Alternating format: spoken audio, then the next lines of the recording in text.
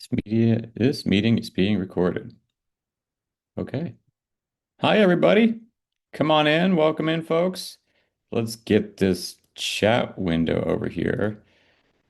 Okay, okay, I can do a chat here. Welcome, everybody. Hey, everybody, tell me where you're coming in from. What and more importantly, what time it is where you're coming in from. I've had some people saying it's going to be like 3 in the morning. 12:30 Paris. Okay, cool. Welcome, welcome. Courtney's here too. She's the second Jamie Brindle in the chat. So, so if you see a Jamie Brindle in the chat, that's Courtney. All right, let me do. All right, I'm just gonna. This chat is moving. 2 p.m. here, 1 p.m. Minnesota, Norway, Dallas, 5:30. How much? What time is it in the Philippines? 3 a.m. in the Philippines, 1 p.m. in Dallas, Northwest Arkansas. I lived in Little Rock for a brief stint. Let's see here. Serbia, Singapore. Oh man. Amsterdam, Costa Rica, Germany, Argentina. This is the fastest moving chat I've seen in a while. Me too, Brian. Okay, Daniel's in the Philippines, 3 a.m. Dominique is in California, 11 a.m. right here with us. Massachusetts, baby. What's up, Francis? We got some good friends in Boston. Is it snowing there yet in Massachusetts? 9 p.m. in Egypt, Omar. Epic. Epic. We're not gonna be in Egypt, but we're gonna be close to Egypt in January. Richmond, Virginia, Alex.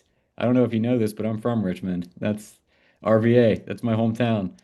3 a.m. in the Philippines, 8 p.m. in Barcelona. All right, guys, I think it's fair to say this is a pretty well represented international um, uh, crew. Neil, I can't even get this many likes on a LinkedIn post. How many people are in this webinar? Yeah, so it looks like there's a little over 600 of us here today so far. Guys, you'll get a recording of this as well. So if at any point during today you have to bounce, don't feel bad about it. You'll get a recording that you can catch up on everything that you missed. That being said, there is going to be a pretty sexy gift at the end of this thing. That's just to try and get you guys to eat your veggies and stick till the end. But we got a pretty fun offer for the freelancing program at the end of this. All right, well, let's just get right into it. Let me pull up my screen share. If you've ever been in one of these with me before, you'll know Zoom is my nemesis, and I always have to work very slowly to choose the right things. All right, so share keynote. You'll also, if you've ever been to one of these with me before, you'll know I'm not a designer and I don't make presentations for a living. I try to keep these things as simple and Spartan as possible. It's just about the content, baby. Don't expect anything particularly foo-foo out of me. Some quick housekeeping items here. At the end of this presentation, workshop, what have you.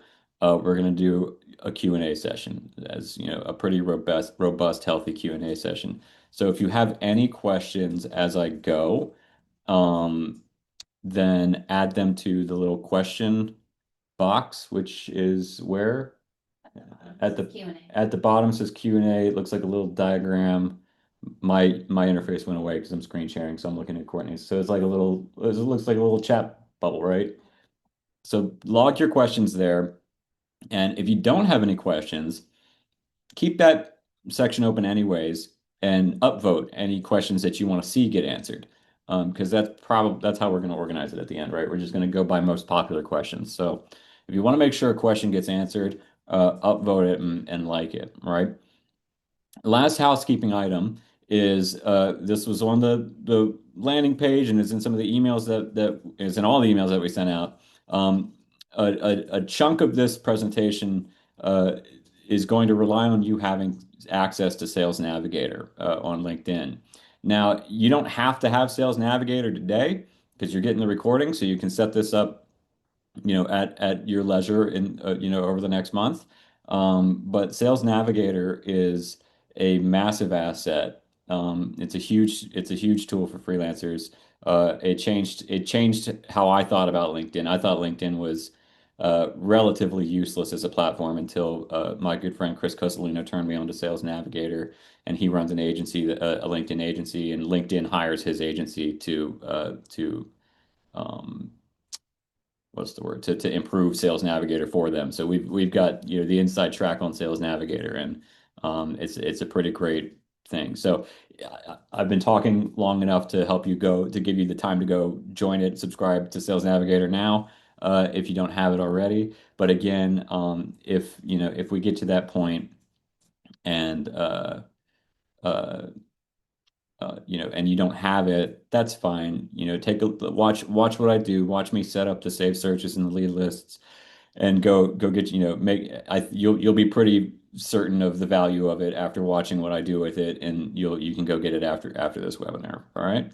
And it does cost a little money. It's not substantial. And if you get one client with it, it pays for itself each month. I mean, it's if you get one client with it, it should 10x, 800x for itself, each month, depending on how much you're charging. All right, I'm gonna figure out how this bar keeps showing up every time. I'm gonna put this guy down here so it's not. And then we're gonna minimize this, and then we're gonna be good to go. All right, let's get started. Everybody ready? I should probably keep the chat up here. Look at that thing's moving. All right, cool. Jacob says, "Let's do it." Jonathan says, "Yep. Let's with your blessing, I'm going to get started." Courtney's in the chat as me. You're talking to Jamie in the chat. You're talking to me.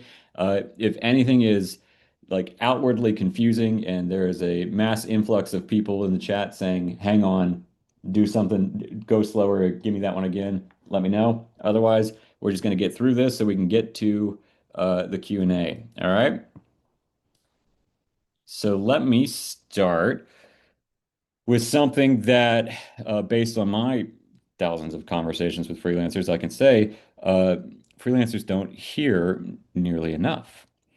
If your business feels unpredictable right now, if some months feel fantastic, you can do no wrong, and then the next month feels like you've somehow been erased from the internet, uh, it's not because you're lacking talent. So, go easy on yourself. It's not because, any particular algorithm has a personal vendetta against you. And it's certainly not because you're just not working hard enough. You need to hustle harder. Once you know what works, that's when you can hustle harder. It's usually because not enough of the right people know you exist, and the few who do know you exist um, don't have a clear picture of what problem you solve. And that's your responsibility, right? Freelancers are taught to focus on marketing tactics predominantly, and that's probably because that's easy to make content about. You can make some pretty viral marketing content, but really everything's downstream of clarity. Uh, Clarity in who you help, clarity in what problem you solve, and clarity in why you're the safest option that a lead has to solve their problem. So today, we're going to help you build that clarity and then show you how to turn it into a predictable pipeline, specifically using LinkedIn as your primary engine. All right. And I don't mean giving you post more content advice here. I mean showing you the layers of how trust is built, like how decisions are actually made on platforms like LinkedIn, and how freelancers uh, create consistent lead flow without needing to become influencers, right? Without posting every day, and without coming across like a used car salesman. No disrespect to any used car salesman in the room today. We all know what I mean. By the end of this hour, you'll have a fully working system. One you can run in an hour or two a day. One that I run in an hour or two each day, and that my the business owners I've worked with on through this training have run every day. That gets you in the rooms where clients make hiring decisions long before you ever show up, right? So let's start with something foundational. most freelancers who are, lead generation pinch, think that they have a marketing problem. They don't.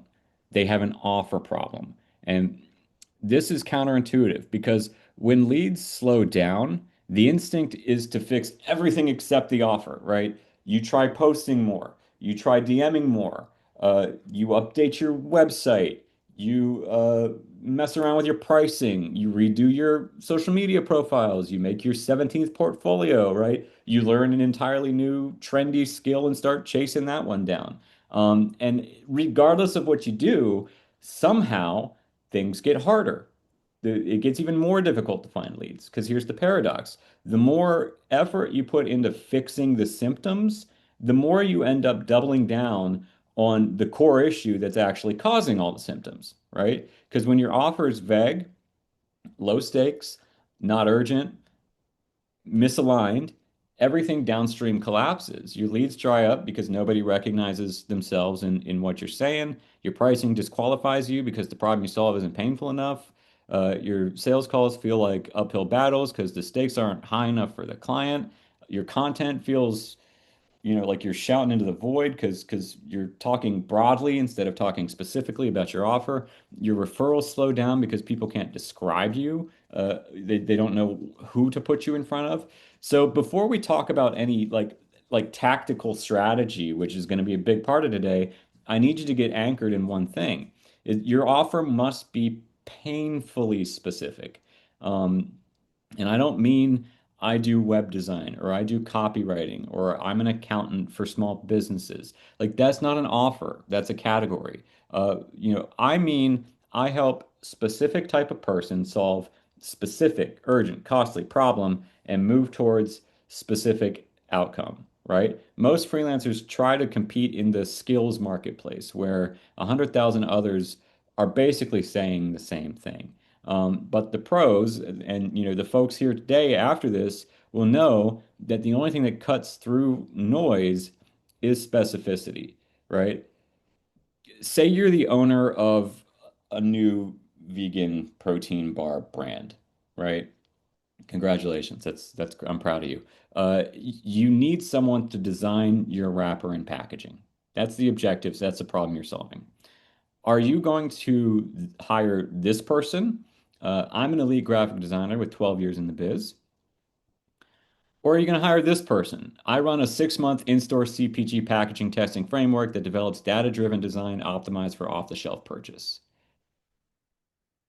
Same profession, graphic designer, but one of them has positioned themselves specifically as a result in a box, right? And notice how in this one, graphic designer, this one, the word graphics or design is not mentioned once in that offer, right? It's all about the problem that you're solving for the customer, the pain that you're helping to balm. Think of specificity like a spear. You cannot break through the noise of the internet, the noise of a platform like LinkedIn with breadth, right? You can't make yourself as wide as possible and try to catch everyone. You break through with a single sharp point, right?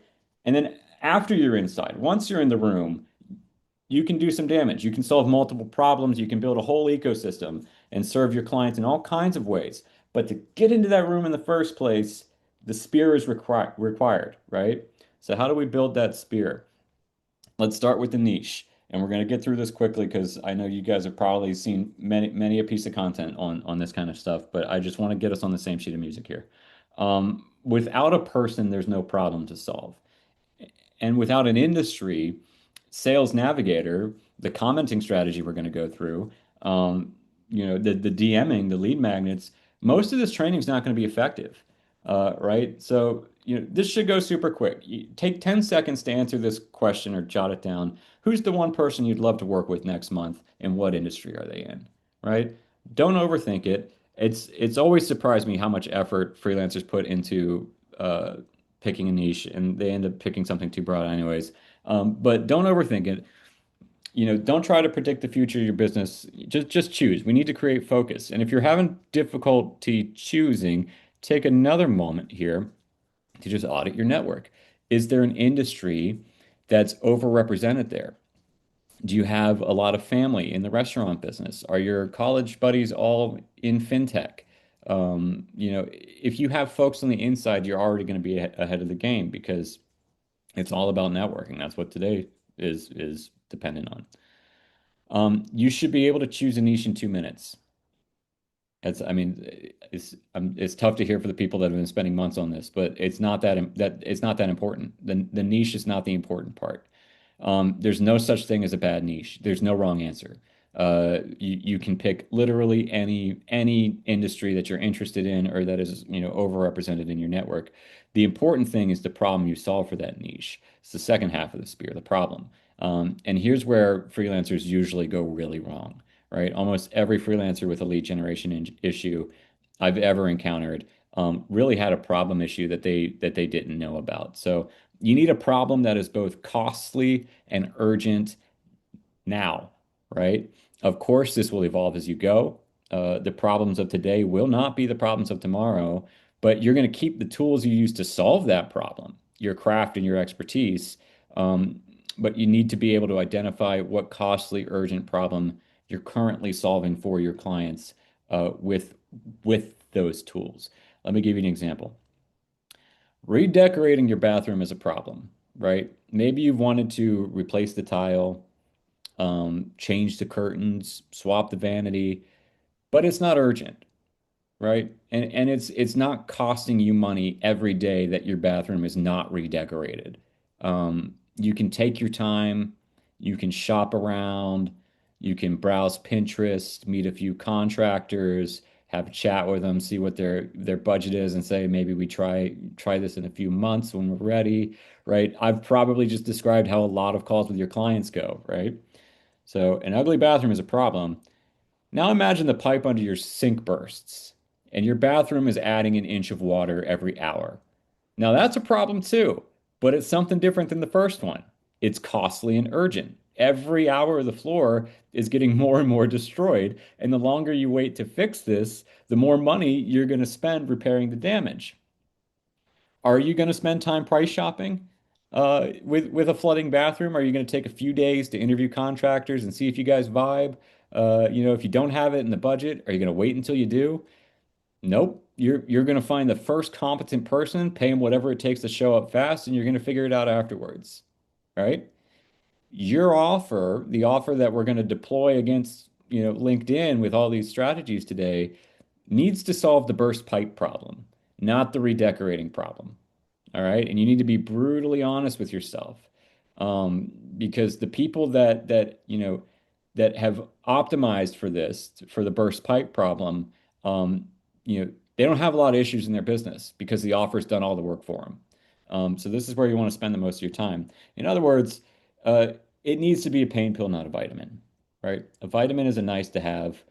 A pain pill is fix this before something breaks, right? So your only job in offer building is to match a specific person to a burst pipe, and that's it.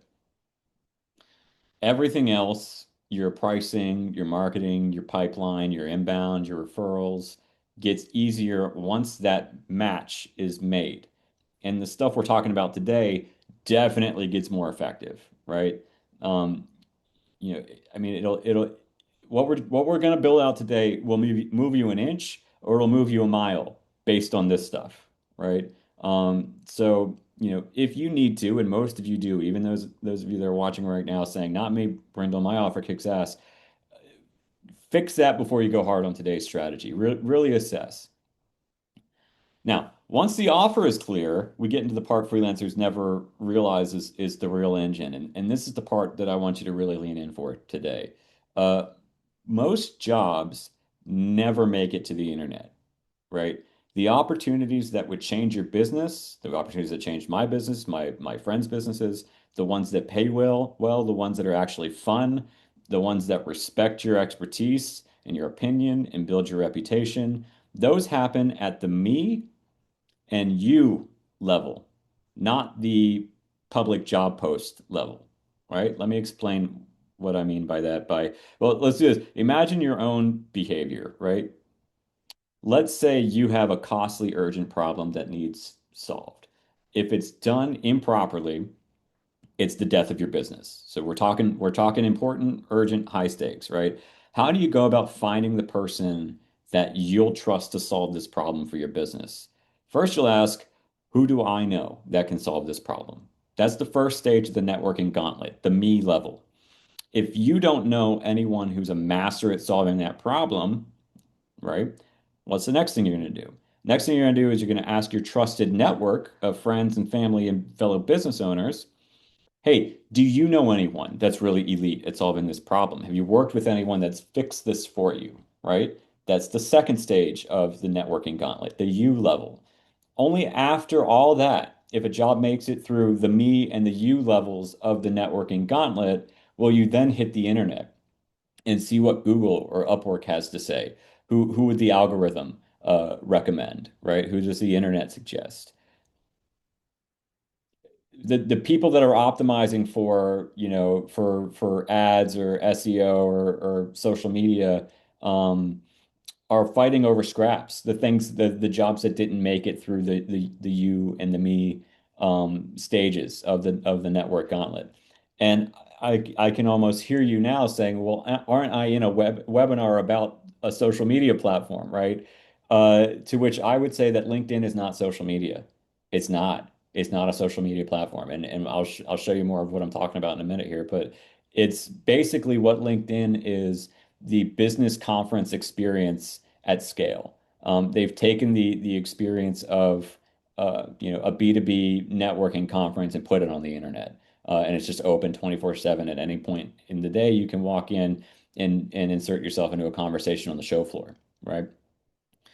But yeah, j jobs are decided in the me you stage. They're decided in emails. They're decided in Slack groups and DMs and comment sections on LinkedIn, texts between coworkers, referrals, meetings, uh, internal conversations. And this is what I call networking at scale, not networking the old-fashioned way, shaking hands and swapping business cards at the conventions, but digitally inserting yourself into the rooms where decisions are being made long before the decisions make their way to the internet stage of the gauntlet, right?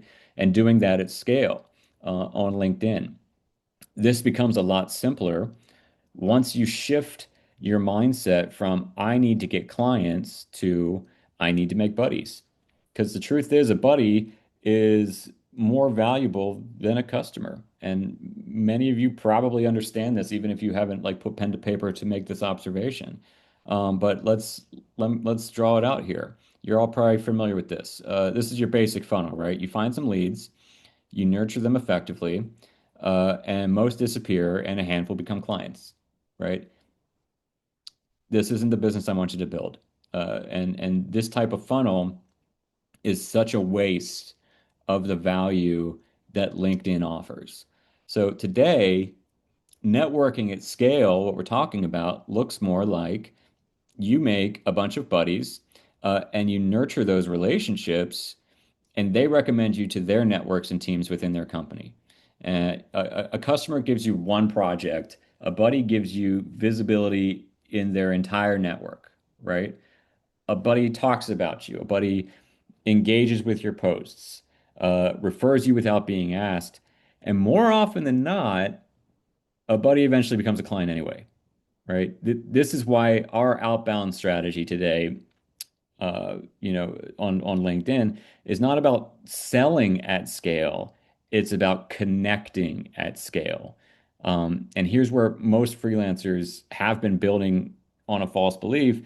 They think outbound is inherently salesy, but outbound only feels salesy if you're trying to sell, right? If your goal is to make friends, not customers, outbound becomes one of the most enjoyable parts of your business. Now, let's get tactical here. The backbone of your pipeline is your sales navigator engine, but not in the way that most people teach it. A lot of folks kind of teach outbound as a numbers game, send 500 messages, get 4 replies, that kind of thing. We're not doing that. We're building a system that reliably puts you in front of the right people and turns them into warm relationships, the kind that make you unforgettable. So here's how you'll use Sales Navigator the freelancer way. And I'm going to switch over to my other screen. How's everybody doing while we're doing this? Let's pull up the chat. Are we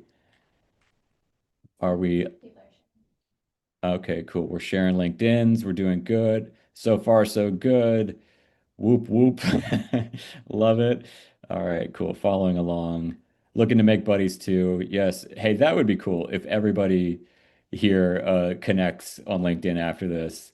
So we can all help each other out. And also, while we're at it, guys, send me a connection request. I'm happy to connect with the folks here. If we're not already in touch. All right, cool. So let's do this. Come on, Brindle, you can do it.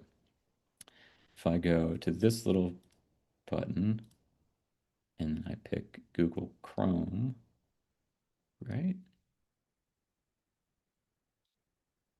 Okay. Is that my Sales Navigator? Okay. Nothing incriminating in my tabs? All right, sweet. So everybody open up your Sales Navigator. It's going to look like this, right? Let me move this over here. Let's get to building some stuff out here. We're going to create two lead lists and two saved searches today. And at the end of this, that will mean something to you. So first thing we're going to do is build some lead lists. Just go with me here and you'll get what these are for in a minute. So go to the leads tab, and I'm going to kind of talk slowly here because I want everybody to keep up. So click on this leads tab here. Okay, and over here on the right side, you're going to see create lead list. All right, so we're going to click that and we're going to make a couple lead lists. We're going to call this one uh, connection request sent A. Go ahead and copy that because we're going to be making a couple that are the same. So connection request sent A, create. Okay, let's make another list. We're going to do connection request sent B, create. And let's just go ahead and make one more. We'll call it C. Connection request sent C, create. Now I think I have five of these at this point, my own. So that's what A, B, C, D, E, B, C, D, E. Yeah. So I'm on E. But the reason we make a bunch of these is because they have a cap. You can only have like 900 people per lead list or something like that. Okay, let's make a couple more, and it's going to be a different title. So this we're going to call first message sent A. Go ahead and copy that because we're going to make three of these too. Create, create another one. First message sent B. Create, create, do one last one. First message sent C. Create. Okay. So we've created three versions of two different lead lists, right? And lead lists are simply buckets where you put every single person that you have either sent a connection request to or sent a message to, right? And as I mentioned, each one of these variations, ABC, is because you can only fill these lists with, they say 1,000, but for safety, I only fill them up to 900. Um, and then these lists will become exclusions in your saved searches, which we're going to build next. So these are ways that you can kind of tag and categorize, who's at what stage of this process, right? So let's build our saved searches out now. Let's start with the first search, the send connect search. So what we're going to do is up here in this little search bar, you're going to see a button that says lead filters with a plus. Let's go ahead and click that. All right. And this search that we build uh, will spit out a list of people that you should send 200 connection requests to this week and then next week and then the week after. What I just clicked on. So in the search, let's go back. So you just up here in this search bar, you're gonna see a little button that says lead filters with plus. All right. So you just click on that button and it's gonna bring up this all these filters. Is everybody with us? I don't have the chat open. Let me know if everybody's good. All right, cool. Um, so where was I? Oh yeah, so 200 connection requests is the max that you're able to send out each week. So we want to maximize that. We want to take advantage of that, right? So many people aren't even sending out any connection requests, but a lot of them are sending out, 12. So we're going to send out 200 a week. So let's build out this first save search, the send connect search. Let's stick with the example from before and say that we're a graphic designer who optimizes packaging for CPG brands. Remember that when we were talking about the vegan protein bar.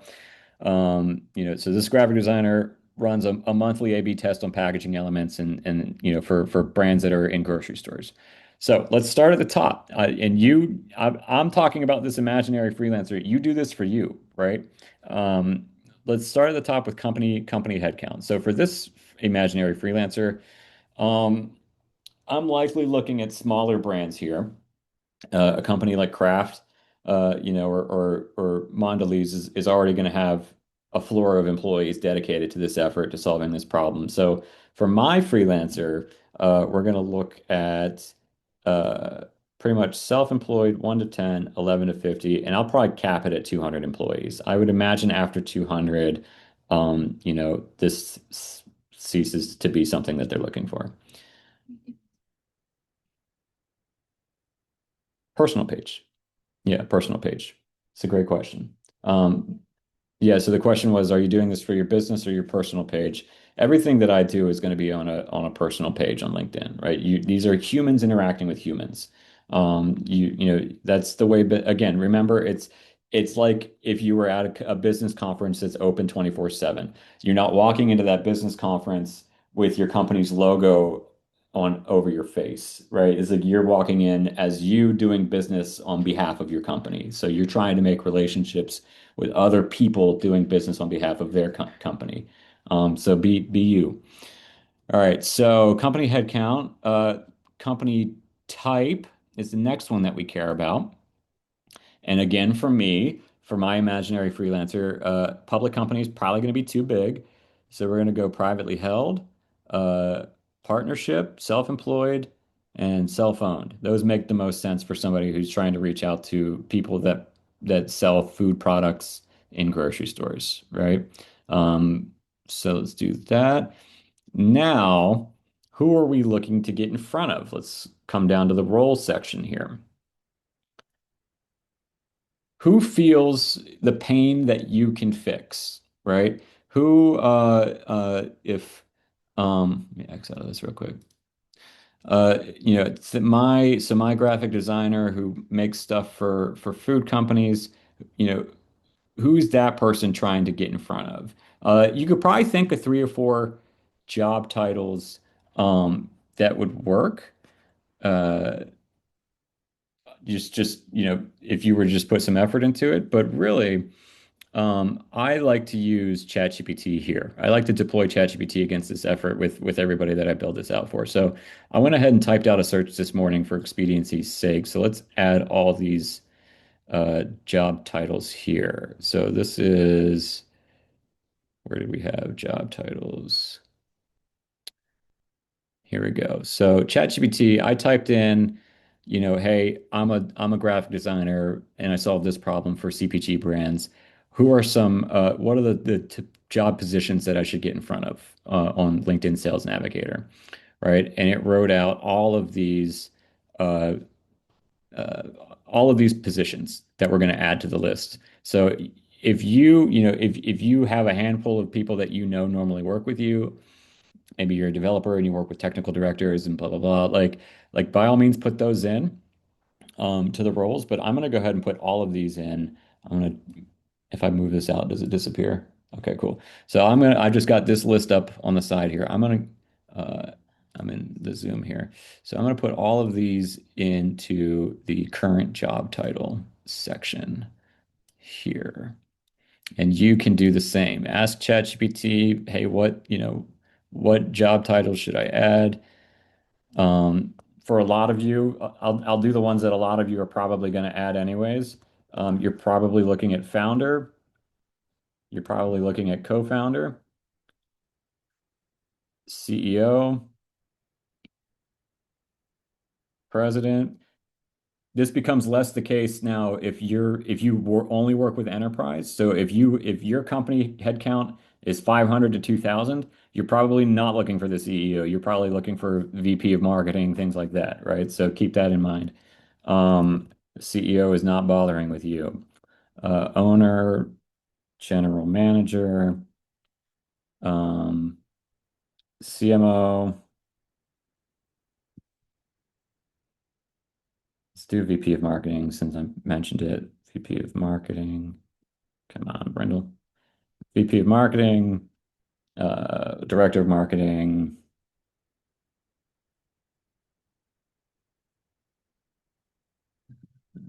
director. See if there's anything under brand. Uh, love brand director. There you go. That's another thing is LinkedIn's categories are notoriously there's a little bit of an art that goes into it because a lot of times the things that the options they give you aren't super nail on the head. Creative director. Let's see, some stuff about product and packaging. So let's do head of product. Let's do director of product. And again, feel free to let's do product to wait, let's what was that other one? Director. Feel free to steal these if this imaginary offer is close to yours. Here you go, product marketing. Um, let's see here. Is packaging a thing? Packaging. Yeah, sweet. All right, let's do packaging engineer because my freelancer packaging manager works on packaging. Um, okay. Let's call it there. That's enough. ChatGPT gave me a lot more than that, but we'll call it there for expediency's sake.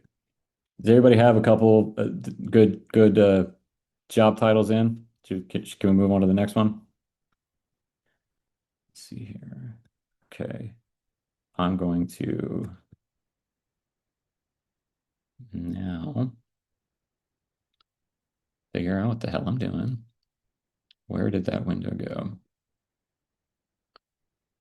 Okay, cool. All right. So next we're going to come down here to personal geography. Add geography if it's important to you. I would say it's not important to our hypothetical freelancer. Um, but if you wanted to, you could get as specific as what cities you want to be searching in. All right. So like we could add North America. That's its first suggestion there. But like if I just wanted to do like, m major cities in the United States, like I could just be like, New York, uh, and there are different a few different options for each one. We could do Los Angeles, like they've got LA County, LA California, LA Metropolitan, just add all of those, I'd add everything, et cetera, et cetera. So, or you could do entire countries, say you uh, just want German, brands. So you just type in Germany. So if geography is important to you, add it there. I'll take a pause and have a sip of my coffee while people that are doing geography can add. How are we looking in the chat?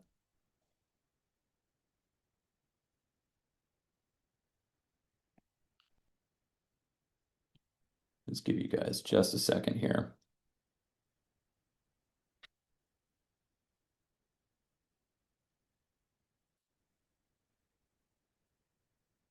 Okay.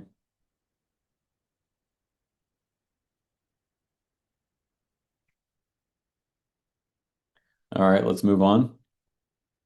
If you've added your geography in, Now we're on to industry here. This is the next thing we care about on this list, right? And if you don't know which categories to pick, again, for your niche, you can ask ChatGPT for help through this whole search building process. So it won't always give you industry categories exist on Sales Navigator. So you got to work with it a little bit and kind of massage it. Um, but feel free to use ChatGPT here. So, okay, we're looking for food brands that are selling CPG. So let's go consumer goods. That's what the C and the G stand for in CPG. Consumer goods. Let's see what food and beverage things we've got. Food and beverage, manufacturing. Want to include that. What did I see? Retail. Food and beverage retail. We'll include that. Might as well just do food and beverage. All right. Let's see what else. Food production.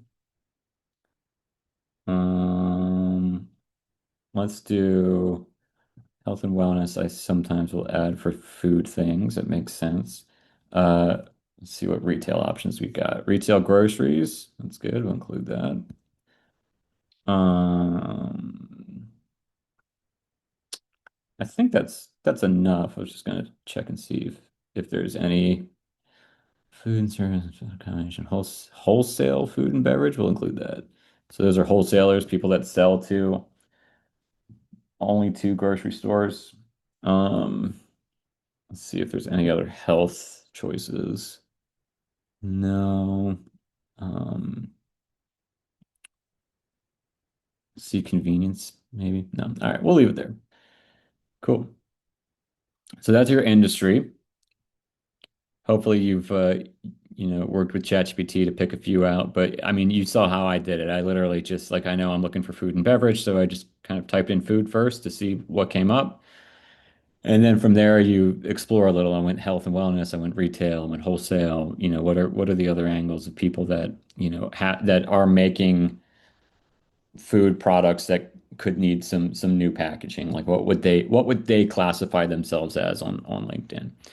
So we'll close that up. So we've done all of it. So we're going to come back up here to the top. And we want to toggle on, post it on LinkedIn right here. And this alone is going to increase your acceptance rate significantly because active people respond, and inactive people don't, right? And then we're going to withhold. No, never mind. We're good there. We're going to come down here. We're going to exclude them from the connection request sent lead lists that we made, right? So we made three of these. We'll exclude. Oops. That's my actual one. Let's see here. Where's the other imaginary one that we made? Just one in. Sweet. Okay. So you're going to exclude them from these three lead lists, right? Because you only want to see results of people that you have not sent a connection request to. Okay. That's it. You've just made your connection request save search. So we're going to save this result, toggle up here. You see where it says save search to get notified of new results at the very top in kind of a blue box. Toggle that on. Your search was saved. If you want to title it right now, you can hit manage saved searches. A little side one will come up, and you can edit what it's called. And I'll call this one imaginary. We'll call it what you guys would call it. So you're going to want to call it uh, send connection requests. I like to keep it easy. When you log into Sales Navigator, the list just tells you what to do. So call it send connection requests. So every time you open that list, that's what you're doing. You're opening it to send connection requests, right? So each week, you're going to want to pick a 45-minute window to come here and open up this list. And as you'll see here, we have 12,000 results of people that fit uh, that fit the bill, essentially. These are all people that have food brands that are the size that we want them to be, that are founding members, chief marketing officer, all the things that we said we wanted, all the people we said we wanted to be talking to, right? Can you go back and show how you saved that? I don't know if I can show how I say. So you were in this, so up here where this little box, this toggle at the top shouldn't, if you haven't saved it yet, this toggle wouldn't be on. So where it says save search to get no new results, toggle that on.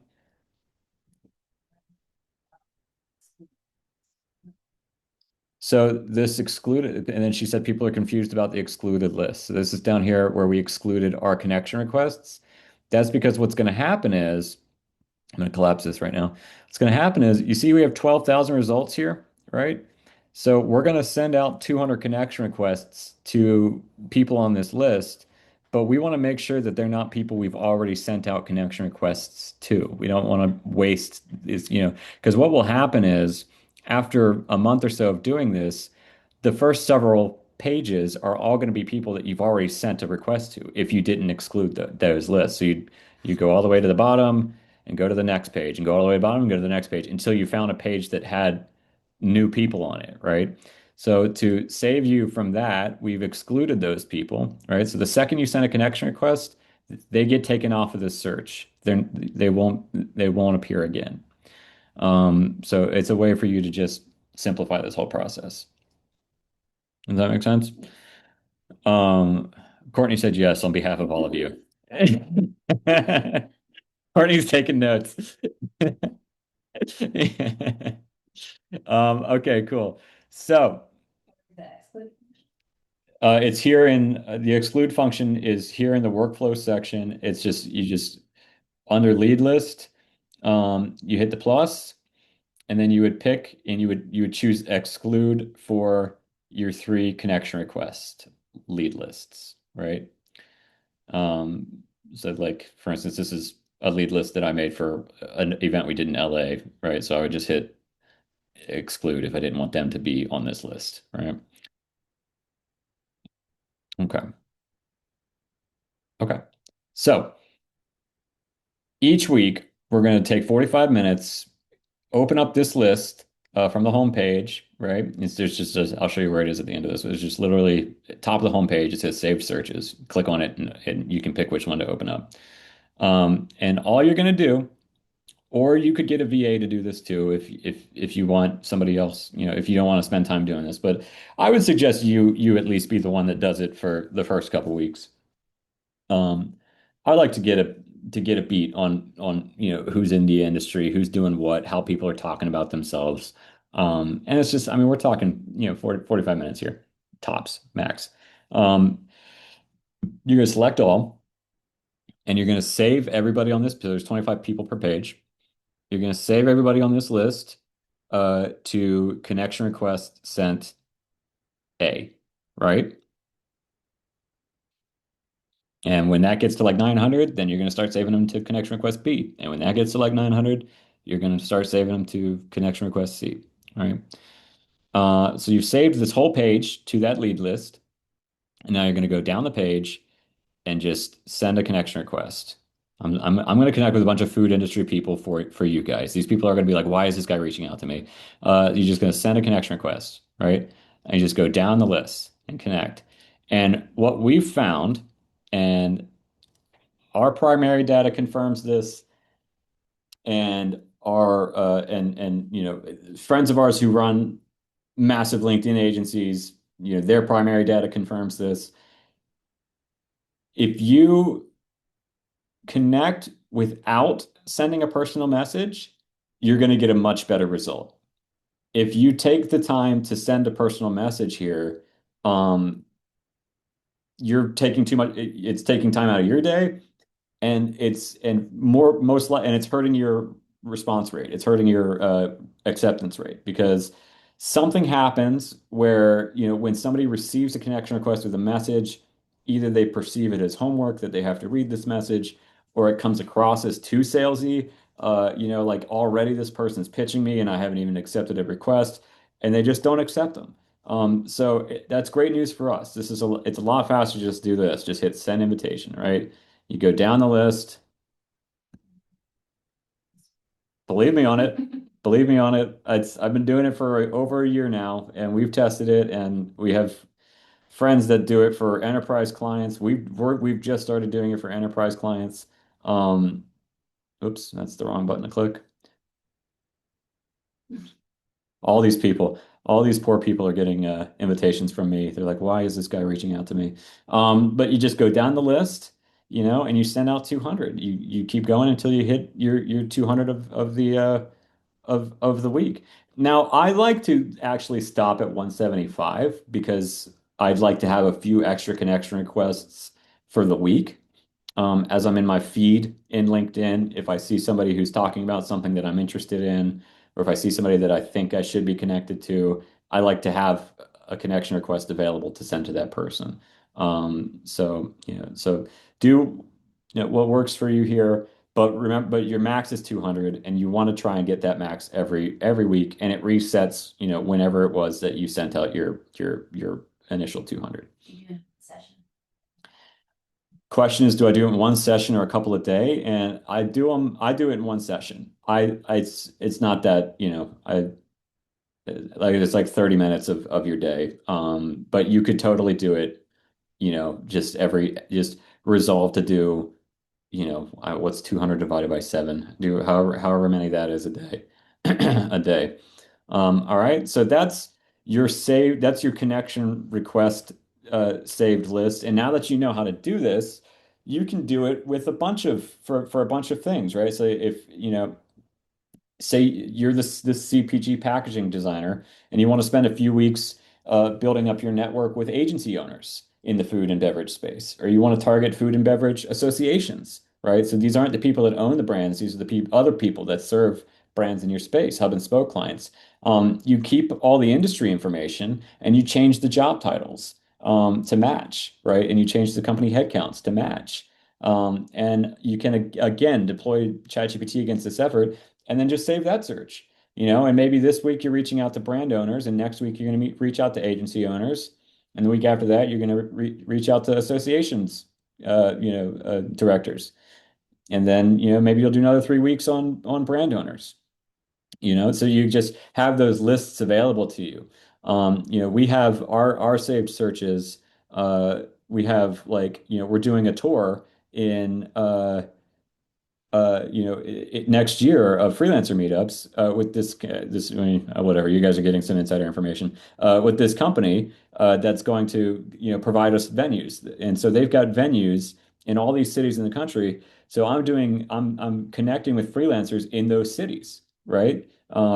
So this is a list that's purely for cities that they're in: New York, Las Vegas, Park City, what have you. So you can build out saved searches for, whatever business objective you have at the moment on LinkedIn.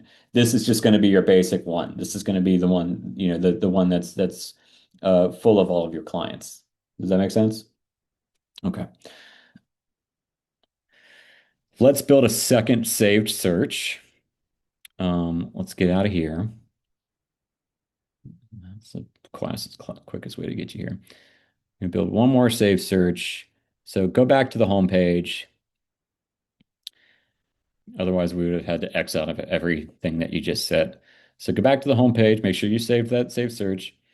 And once again, you're going to tap this lead filters button, right?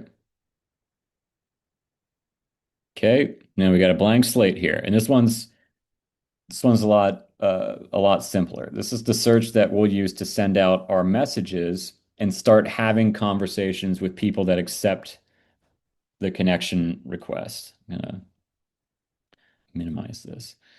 Um, Sorry, guys. I'm just doing a little window maintenance here. Got a lot of windows open. Okay. So this search shows you every person who accepted your connection request, but hasn't gotten a first message from you yet. So this is the real gold, right? Because this is where DMs become your retargeting. So let's start this new search. We're going to go over to, this one's just like two things. So we're going to go over to the best path in section and connection. And we're going to only do first degree connections, right? Because they've accepted your connection request. That means they're a first degree connection. And then we're going to go down here to lead list, all right? And this time we're going to include connection requests sent, right? So this means these are people, shit, where did that go? It was connection sent C, connection request sent A, and then connection request sent B. Cool. So we're going to include all of our connection requests sent, um, because these are so basically what the math that Sales Navigator is doing here is okay, this is a list of people that have accepted a connection request from me from the list that I sent to, right? And then what you want to do is exclude message sent because this is a list of people that you need to send messages to. So exclude those three lead lists that you made. Mwah. Someone accept the request themselves. Oh, yeah, it's amazing. It's ama like it's a really cool. It's really fun to do this. This is literally what networking looks like in 2025. Um, okay, so that I believe is it. What did we do? We did best within first degree connection success. Cool. Yeah. So we're gonna save this search. See, that one was easy. I told you. So we're gonna come back up here to this top toggle, save search to get notified of new results. We'll save it. And if you want to name it, you come down here to the bottom where it says manage save searches in this little pop-up box. We're going to call this one send first message. All right. So you've got two saved searches here, and this is pretty much home base on Sales Navigator. You know, once a week you're going to come in, you're going to open up send connection requests and send your requests. And then every day or every other day, whatever cadence you want, check in on this save search and see who's new, see who's accepted your request, right? Um, the thing is, right now, if I were to click on this, there's nothing here because none of my grocery people have accepted my request yet, right? But this will be populated here. Maybe I'll do, let's see if this is in a breach of, uh, let's see here. Should I not do our, yeah, okay, cool. I was gonna say, should I do mine? But okay, what's gonna happen is this list will be populated with people that I was gonna pull up our request, but then I just put, you know, a bunch of strangers' names in front of you. I think that would be impolite. We've already done that to enough grocery people. But this list will populate with people who accepted your connection requests and who are first degree connections. And it's the same, you're going to do the same thing that you did before, uh, you know, where you select all, save to a list, first message sent. And then you come down here and you tap the little speech bubble and you send them a message. All right. Uh, piece of cake. That can be a daily effort. That can be a weekly effort. You know, however many people are, you know, are accepting, you know, and however quickly you want to start conversations with them. That's up to you. So let's change back to our presentation here because I want to show you the script, some scripting options for that initial message because you're going to want to screenshot this or write this down. And yes, you can send directly from Sales Navigator. I just read that one. Was it? We've seen people getting blocked for sending that much right up front since it's not kind of warmed up. Have you experienced that or? It's not a thing on LinkedIn. It's not a thing on Sales Navigator. So the question was, It wasn't a question, but somebody said that they've seen some people get blocked on LinkedIn from LinkedIn because of how many they sent. yeah, so you've seen some people, you know, have seen people getting blocked because of how many they send. Um, it's not a thing on Sales Navigator. This is what Sales Navigator is for. So you know, it's if you were to be, you know, on any social media platform, if you do certain actions a number of time, it'll block you off, right? But you know, this is on Sales Navigator. You know, you can send 200 a week just fine. So what? Interesting. Who's saying that? Where's it saying that? Where is it saying that? Maybe they have a different subscription.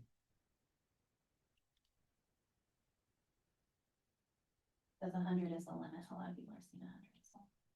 Where? I wonder what is, wouldn't that be funny if sales navigator, let's see if it says it on their homepage.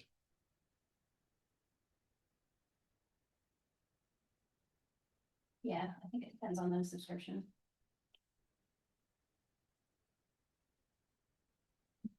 Yeah, this one says 250. So Different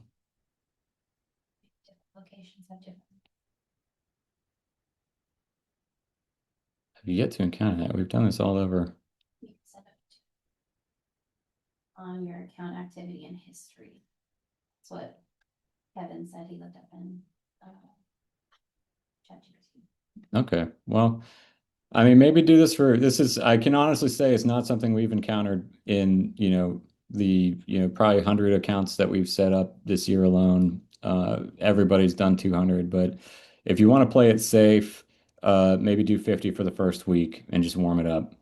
Um, but yeah, again, primary experience, I guess, not legal advice. Check with your, but primary experience has shown that that's a non-issue. But I'm glad that we worked that one out. All right, cool. So let's get to this part here.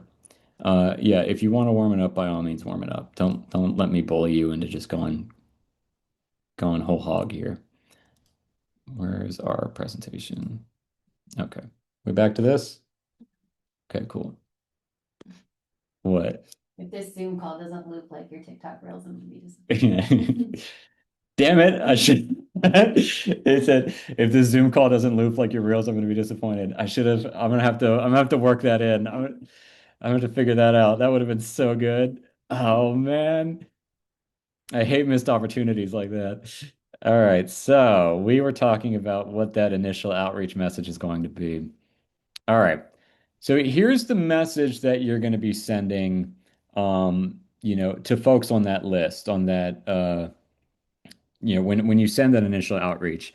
It's some version of this, and you're going to be split testing and experimenting and tweaking this message. That's just part of your day job now. But to get you started, it's something like, "Hey, person, appreciate you connecting. Didn't want to come empty-handed, so here's something my clients have been finding useful," right?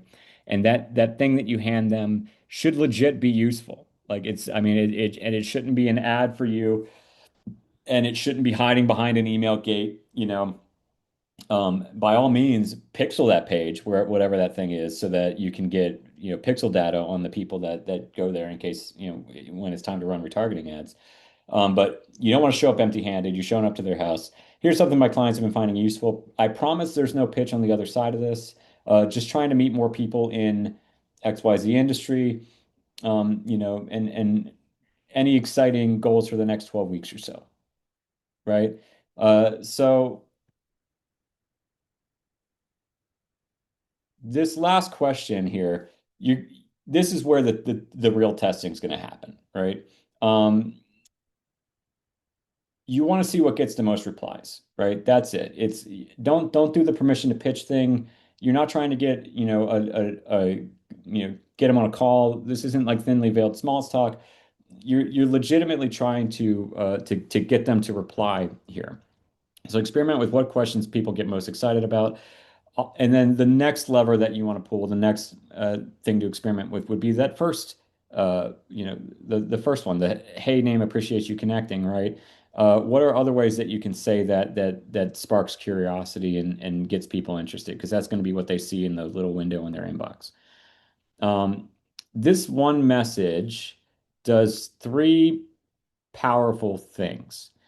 It gives value because the lead magnet that your clients are getting use out of, which creates goodwill. It removes pressure, which creates safety. They're more comfortable replying because you're saying there's no pitch on the other side of this thing. Remember, you get the trophy if you make a buddy, not if you make a sale. And it triggers the algorithm, which creates visibility. So let's talk about that last one. When someone replies to one of your DMs, LinkedIn assumes you're best friends. And when LinkedIn thinks you're besties, your content starts appearing in their feed constantly, right? So this means that your outbound and your content start to reinforce one another. And that's why I always say that your DMs are your retargeting ads. So there you go. If you're sending out 200 connection requests per week, once you get to 200, maybe you're going to start at 50 and work your way to 200. But if you're sending out 200 connection requests per week, and say you're getting like a 25 percent acceptance rate, that's 200 new leads per month, right? That's 200 new conversations started in the DMs.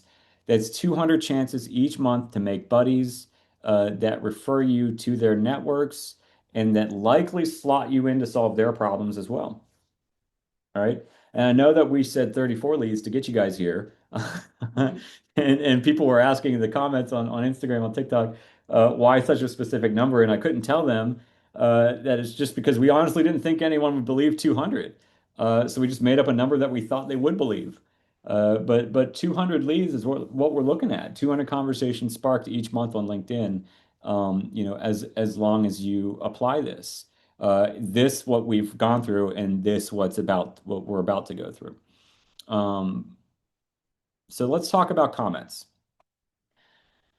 because this is one of the most misunderstood, highest leverage parts of LinkedIn. Comments are not just engagement. Comments are content.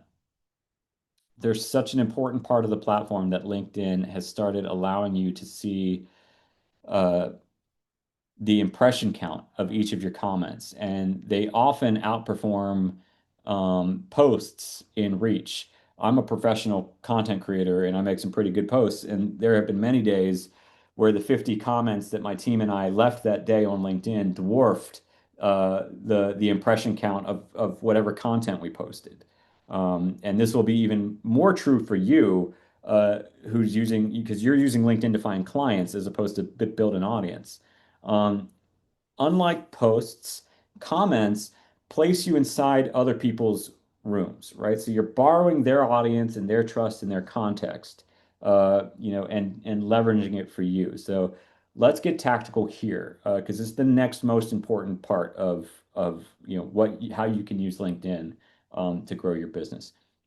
First thing you're going to do after this webinar is create a list of three groups of people.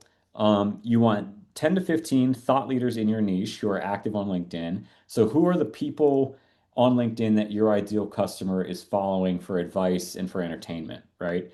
That have big audiences. So, for me, that would be like an Alex Hermosi or a Gary Vaynerchuk type person who's people who are on LinkedIn talking to small business owners, giving advice. Next, you want to create a list of 10 to 15 practitioners of people who work alongside, your niche, right?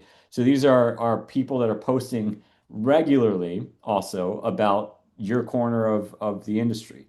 So say you're a fashion photographer. These would be designers, hairstylists, venue owners, agents, publicists, et cetera, et cetera, within the fashion industry, right? So pick the folks, the 10 to 15 folks who are most present on the platform, who are getting the most engagement, who are doing, anywhere between a dozen and 50 comments a post. People that you can go and engage in their comment sections. And then excuse me, the third list is 10 to 15 people at brands that you'd like to work with, or even entire teams at those brands. Like if there's a company that you know you'd be good for, and you want to kind of do the little bighorn and start slowly introducing yourself to them in a way that's not, a straight up cold pitch, and engage with them. So these people on this list likely won't be posting. On the other two lists, these guys are posting every day, multiple times a day. These guys are posting, a couple times a week. These guys aren't posting at all, but they're commenting. And so you're going to want to reply to their comments in a meaningful and impactful way, right? So on these two, you're commenting on their posts, and on this one, you're replying to comments, right? Every day, leave comments that demonstrate how you think and how you problem solve, right? And your experience and expertise. So not, you know, love this fire emoji or thanks for sharing, but real insight and perspective. Like comments that signal, you know, I get this industry. I understand the painful problems that this niche is dealing with. I know how to fix it. I fix it all the time. I'm here to help, right? How many of these comments should you be leaving daily? It's truly up to you. The important part is that you pick a target that's sustainable, because you want to be uh, you want to keep up with it, right?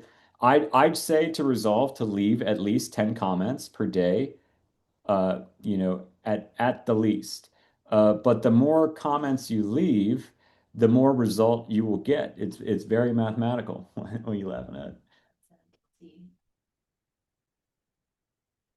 Fast comments. You guys are making Courtney laugh over there. But whoever's yucking it up, you're making my wife laugh. Um, but yeah, it's very mathematical. There are some people who will hire VAs and leave 1,000 comments a day. It's pretty extreme, and that one you do warm up to. That is in my notes. But sharing to demonstrate the point. But anywhere between 10 and 100 comments a day would be a great goal, and not all at once, right? So you don't want to like block off an hour in the morning to leave 100 comments. You'll likely, LinkedIn will tell you to slow down. But maybe 15-minute blocks, right? Have notifications turned on for the thought leaders, so anytime they post, you get a notification, you go in and you're the first comment on their post, and then you spend another 10 minutes commenting on other stuff, right? um, What are your thoughts on pitching? don't pitch on comments. No. Yeah. If somebody asks what are your thoughts on pitching on comments? You're purely adding to the conversation, right? This is a demonstrative exercise. Here, you're um very, I would say, nothing that we're talking about today involves a pitch. The strategy is they end up pitching themselves, right? In the DMs, in that first DM message that we sent, it says, "I promise there's no pitch coming," right? And that's to open them up and that let them have a conversation. Now, that doesn't mean that you can't talk about the success you're seeing with other clients. So that between you and I, here, the folks in this room, that's a pitch, right? But you're not pitching them. You're being, but like the paper definition of a pitch, it is not. It is you presenting them with value, saying, because if you ask what's your 12-week goal, and they say, oh, we're really trying to figure out this conversion rate on this landing page. It's just not where we need it to be. Then you can say, oh yeah, we actually, my client 2 months ago had the same issue, and we did this, and that for it. Have you thought about that? Maybe integrate these two things, and let me know if you have any questions at all. Happy to be a sounding board, right? That's that's as pitchy as you're going to get. But really, what it is you're presenting value. Is you're presenting value in the DMs, you're presenting value here in the comments. You're just presenting value, and you're building yourself up as the expert, right? Um, because what's going to happen is eventually this the outbound becomes inbound, which we're getting to here. But yeah, so 10 to 100 comments per day. And if I blow through questions here, make sure you add them to the question thing so we can get to the end here, and then we'll do all the Q and A's. 10 to 100 a day would be a great goal, because here's kind of the outcome we're manufacturing with this commenting thing. People don't engage with LinkedIn the way they engage with TikTok or Instagram, right? They don't open the app multiple times a day and spend hours on it. They open it once or twice a week. And when someone in your niche logs on to LinkedIn once or twice a week, their feed becomes a recap of, the last several days, kind of the greatest hits of the last several days in their niche. And because you've been active in all the right comment sections every day of that week for several hours, they're gonna see your face, your name, your headline next to a valuable comment a dozen times every time they open the app, right?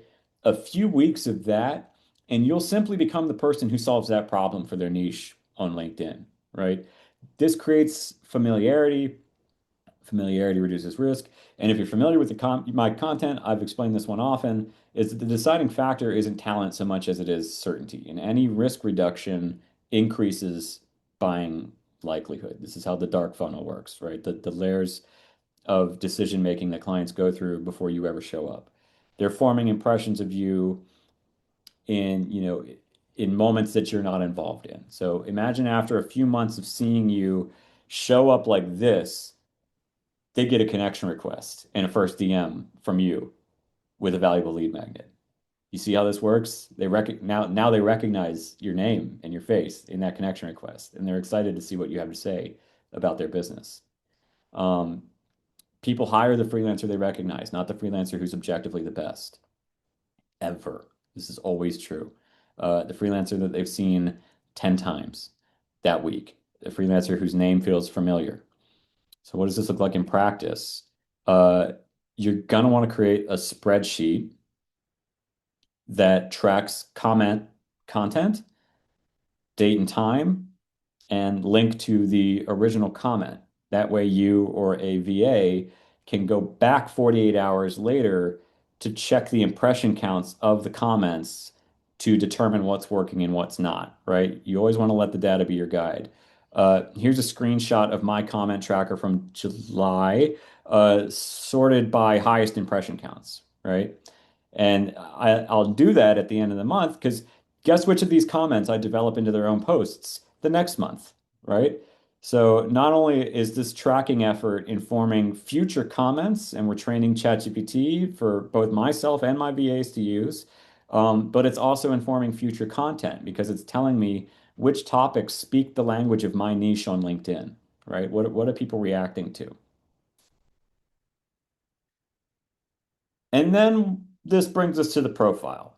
Um, if everything I just said about commenting is true, it is, then how important do you think your profile picture and the headline beneath your name that shows up next to each one of those comments are? Quite important, right? They'll remember your profile and headline long before they remember your name. For many of my followers, I was the mustache freelancing guy on LinkedIn, long before I was Jamie Brindle. So you'll want a profile picture that is unique enough to be remembered. And that can just mean you claiming a background color. You can be the chick with the bright orange background that talks about, packaging design for protein bars on LinkedIn. Like that could also mean that you have a prop in your photo, etc. Like keep it true to your industry, keep it professional, but make it memorable.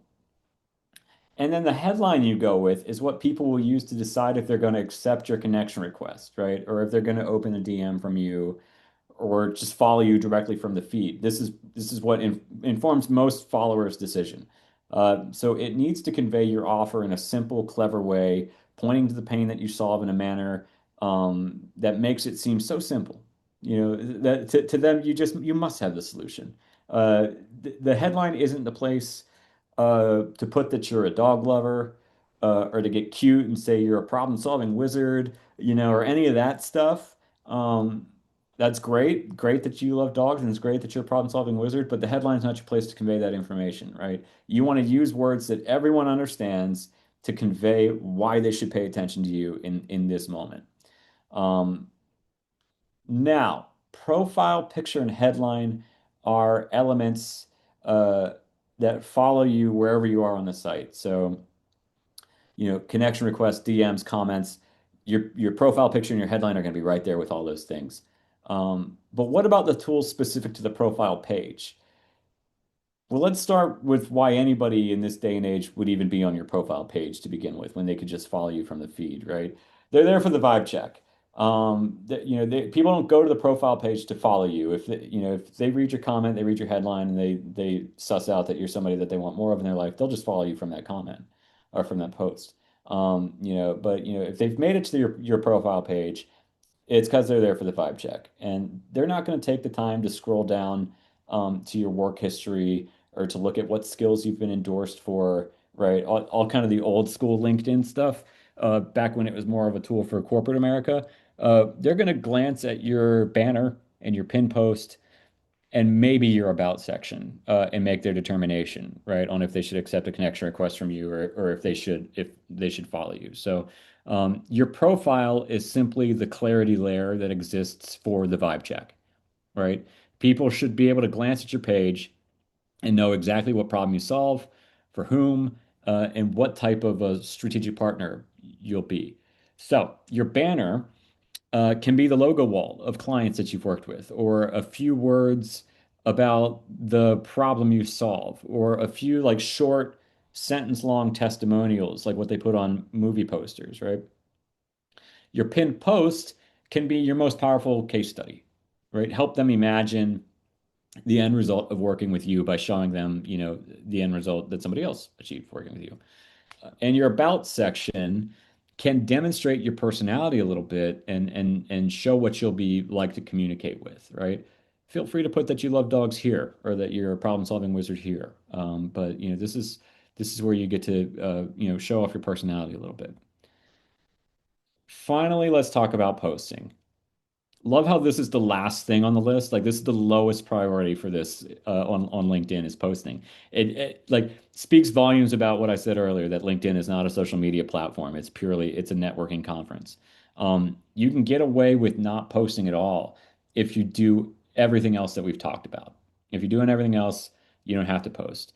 If you get specific about your offer and niche, if you run your weekly connection campaign, DM accepts with a lead magnet, comment 10 to 100 times a day, optimize your profile.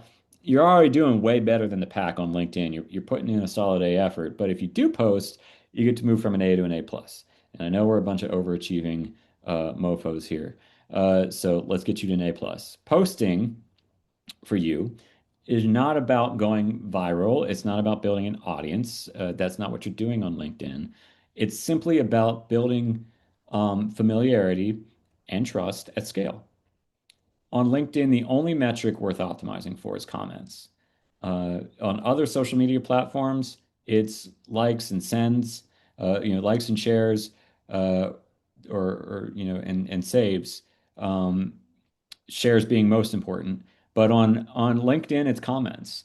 Comments tell LinkedIn that your content is sparking conversation, and conversation is the currency of that platform. Because again, it's not a social network; it's a damn conference. Um, how do you do this? How do you make a post that sparks conversation? You start with a hook around the problem you solve that opens a curiosity gap, right? That means it's a question that they'll need to stop and read to get the answer.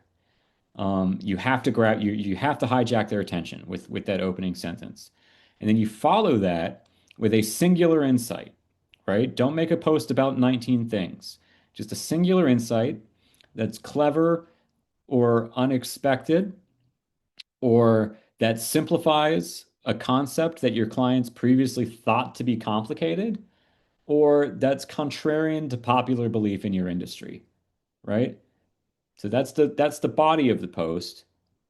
And then all that's left to do is stimulate discussion. So you ask a juicy question that they can't help but weigh in on, and go get yourself some of them comments, right?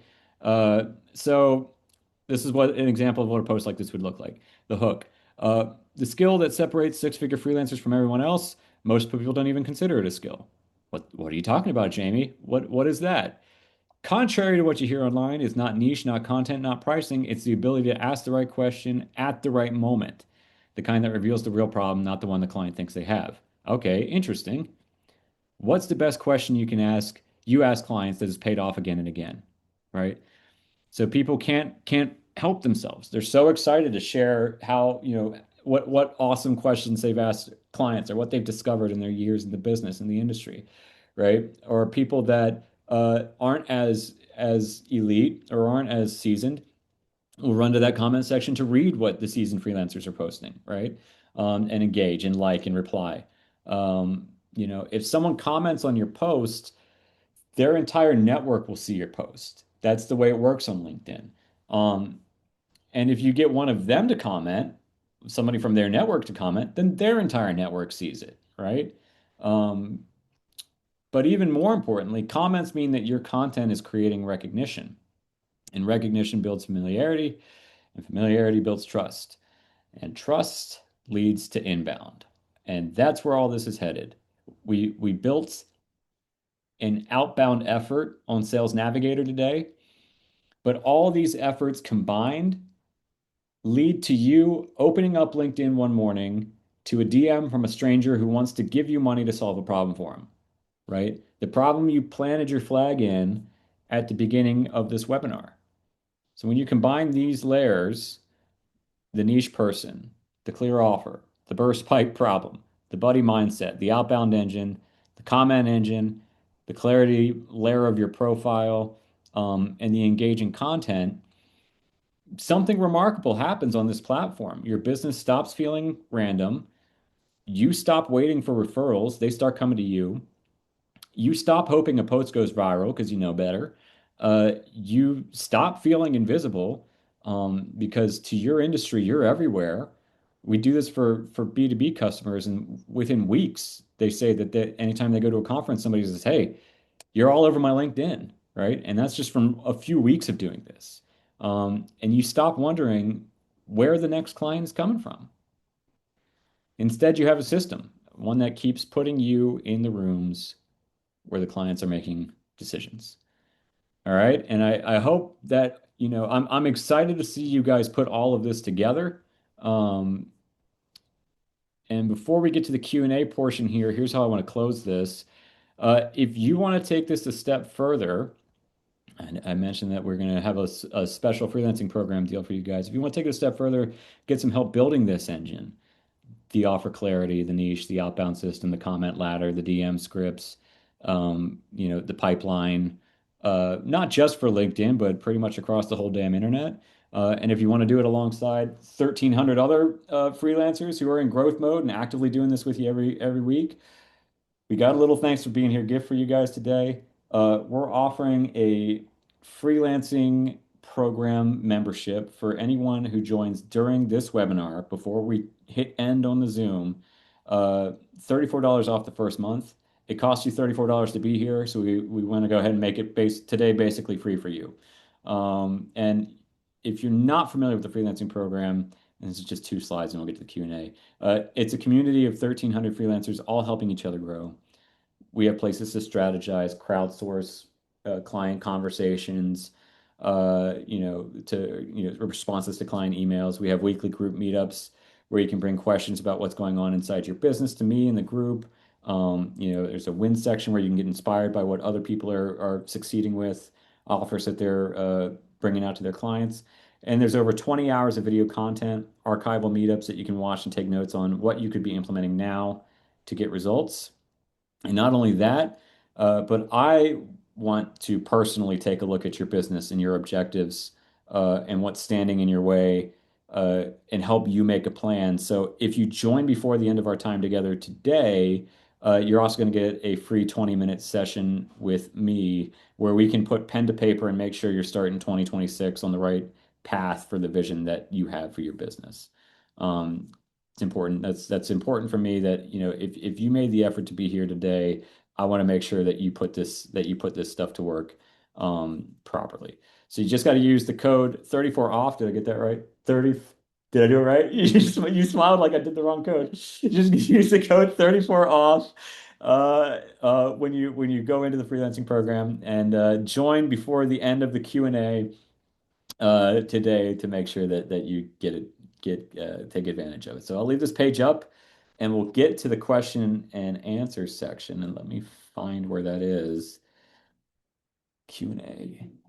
But first, I think as far as commenting goes, I think this is a good one to go by is how do you use AI? Because a lot of people notice AI in commenting. Hmm. How do you use AI to your advantage to make commenting easier and working? Great. So first question is one that was just a general temperature of the chat question.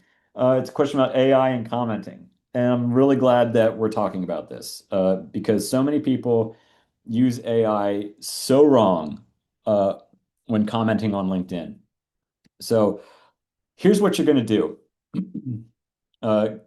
Because this is a human endeavor. It's humans making relationships with humans. You don't want you don't want to basically, you definitely don't want to use a third party spam bot that just, you type in the profiles that you want to comment on and you get a comment immediately, right? I'll post on LinkedIn and the second I hit post, there's 8 comments, right? Those people are using a spam bot. Don't want to be that guy. Uh, what you want to do is have ChatGPT interview you.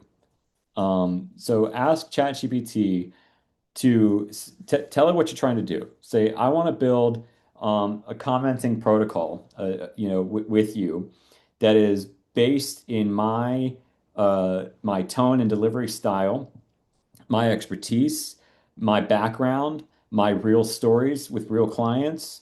Um, interview me for 1 hour, and ask all the questions that you need to develop that commenting protocol, right? And ChatGPT will create, will give you a 2-page list of questions, and you can just either talk into voice notes and answer those questions or film yourself and transcribe it, whatever. Get the transcription of your answer, or you can just type your answers to the questions if you want. Whatever's easiest for you. But let ChatGPT interview you, and then you take those answers, whether it be a transcript or the fact that you just wrote those questions down, and feed them into ChatGPT and say, I want to leave meaningful comments that follow this framework. It complements the original post, adds something incredibly insightful, inside baseball to the content of the post, ends with a question. I want it to follow that framework. Uh, you know, anytime I paste a post in here, write me a comment, and then that's how we use it. So and it's even for me, like I'm me and I use ChatGPT to, that, based on all of my interviews and things like that. Because if I'm commenting at scale, like it at least gives me, it gets me to the 20-yard line, and then I can punch it into the end zone. Because, if you're trying to come up with something insightful to say about, 50 things that day, you could do it. Any of us could do that. But you also, want to optimize your time. And so let ChatGPT figure out the insightful thing to say based on that interview with you, and then you edit that comment, and paste it in, right? So you edit that comment based on, what value you want to add to the conversation, or, if you see a missed opportunity, or, to add something experiential, from your based in your experience, then you paste that in as well. So that's how you use it. And then if you get a team involved, you can train them on it, right? You can share that GPT with them. But yeah, ultimately, you never want to be just copy and pasting from ChatGPT. You always want to kind of sprinkle your magical U dust on it, make it human. Are you picking questions or should I? Okay, cool. So Courtney's got the questions.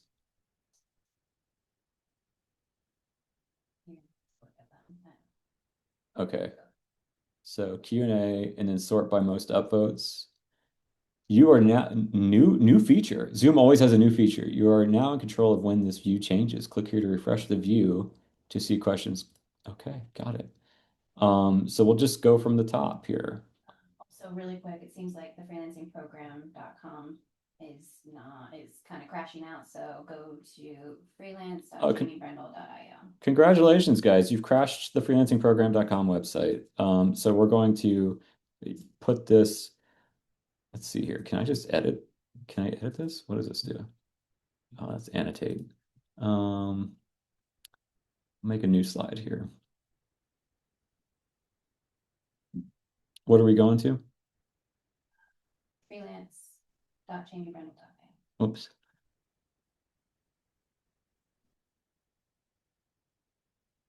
Oh, come on, Okay. you. I'm putting it in the chat.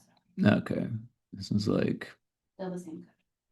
still the same code, but Courtney's putting in the chat where this is where we need to go now. If I Oh, here. I just hit here. Let's stop sharing real quick and then come over here. Hit that. All right. So we are now going to what? Freelance.jamiebrendel.io. .io. All right, and we'll hit play on that guy.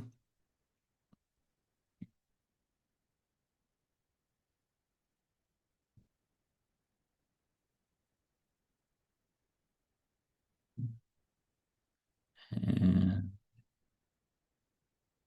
share the screen. So that's where we're going now. Freelance.jamiebrindle.io. Code 34 off. All right. Let's get to some of these questions, guys.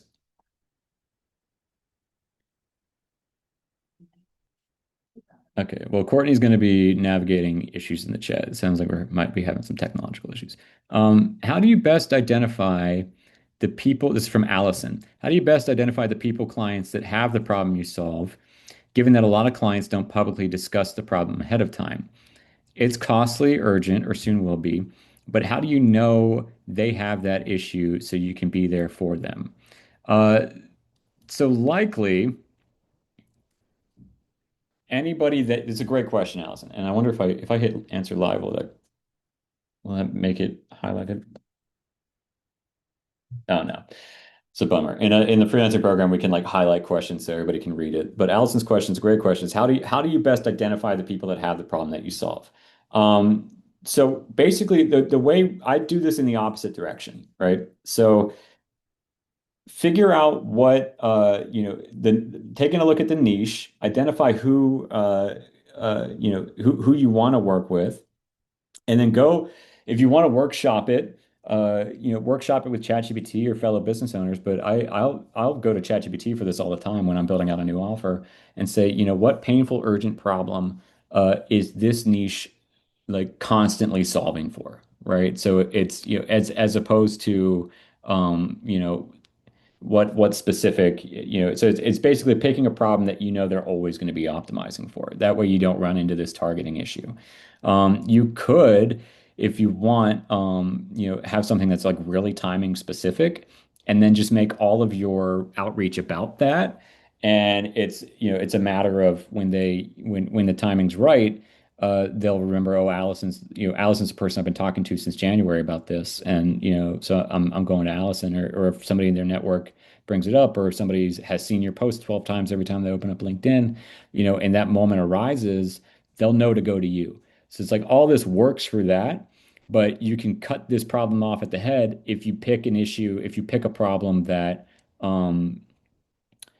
what's the word I'm looking for? If you pick a problem that is more consistent in the industry, if it's something that is going to require solving and then maintenance, right? So like bake that into your offer building. So it's not an issue that you even have to deal with. All right. It's either Garrett or Jarrett. I am so sorry. I'm going to go with Garrett. In a video, I saw you talk about the plateau as a freelancer. What's the best way to get off the plateau and increase income? So you're probably talking about what I refer to as the referral plateau. And this is it, right? So most freelancers, they'll hit a plateau, somewhere between 8 months and 3 years into their career where their business just stops growing. It's like it was doing great and then it just stops. And they're like, what happened? What am I doing wrong? Is it a down market? Like, insert any, all the usual suspects here. But what really happened is they built their business on network, on referrals, right? They built their business on friends of friends, and their business has outgrown their network. So, they started here and their network was here and it got them to here. And it took 8 to 3 months, but now their network has no more juice. There's nothing else in it that's going to keep them growing. So you got to build the network, right? And now in the old days, you used to do that a handshake at a time, right? One job at a time. You do really good for one client and they maybe refer you to another client. Blah, blah, blah. But what we're talking about here today is networking at scale, where it's each week you do this, right? So your business can grow. Your business has plenty of room to grow. So this is what we're talking about here is networking at scale to get the hell off that referral plateau, and build something that has a little more consistency, right? Because as we talked about across this presentation, let the data be your guide. The data is going to tell the story of what works and what doesn't. And as you do it more, the data is going to get more refined, and your efforts are going to become higher leverage and more potent. So do this consistently, and you'll quickly, you'll realize, oh, okay, cool. I'm getting a 13% conversion rate or acceptance rate on comments but if I tweak these three things, if I change I changed my profile picture to have a big neon orange background. Suddenly now I'm getting a 16% conversion. What the hell? Like it's just based like purely because I stand out my profile picture, more people are accepting me. Okay, well now I changed the headline under my thing and it went back down to 13. Okay, I'll change the headline back to this, back up to 16. Now I'm going to change the headline to this and I'm up to 22%, right? So it's like things like that are your new day job basically is how do I refine the approach to maximize conversion rate and maximize the conversations that I'm having so that I can continue to network at scale. Does that make sense? Okay, how do I get rid of? Okay, so Lewis or Luis says, how do you identify a burst pipe problem if you have a service that's seen as a commodity, design, video, etc.? Great question, because I'm video, or I was until February. We just closed our video agency. But it's gonna change with the times. You've got to keep your finger on the pulse of your industry, but it's really niche specific.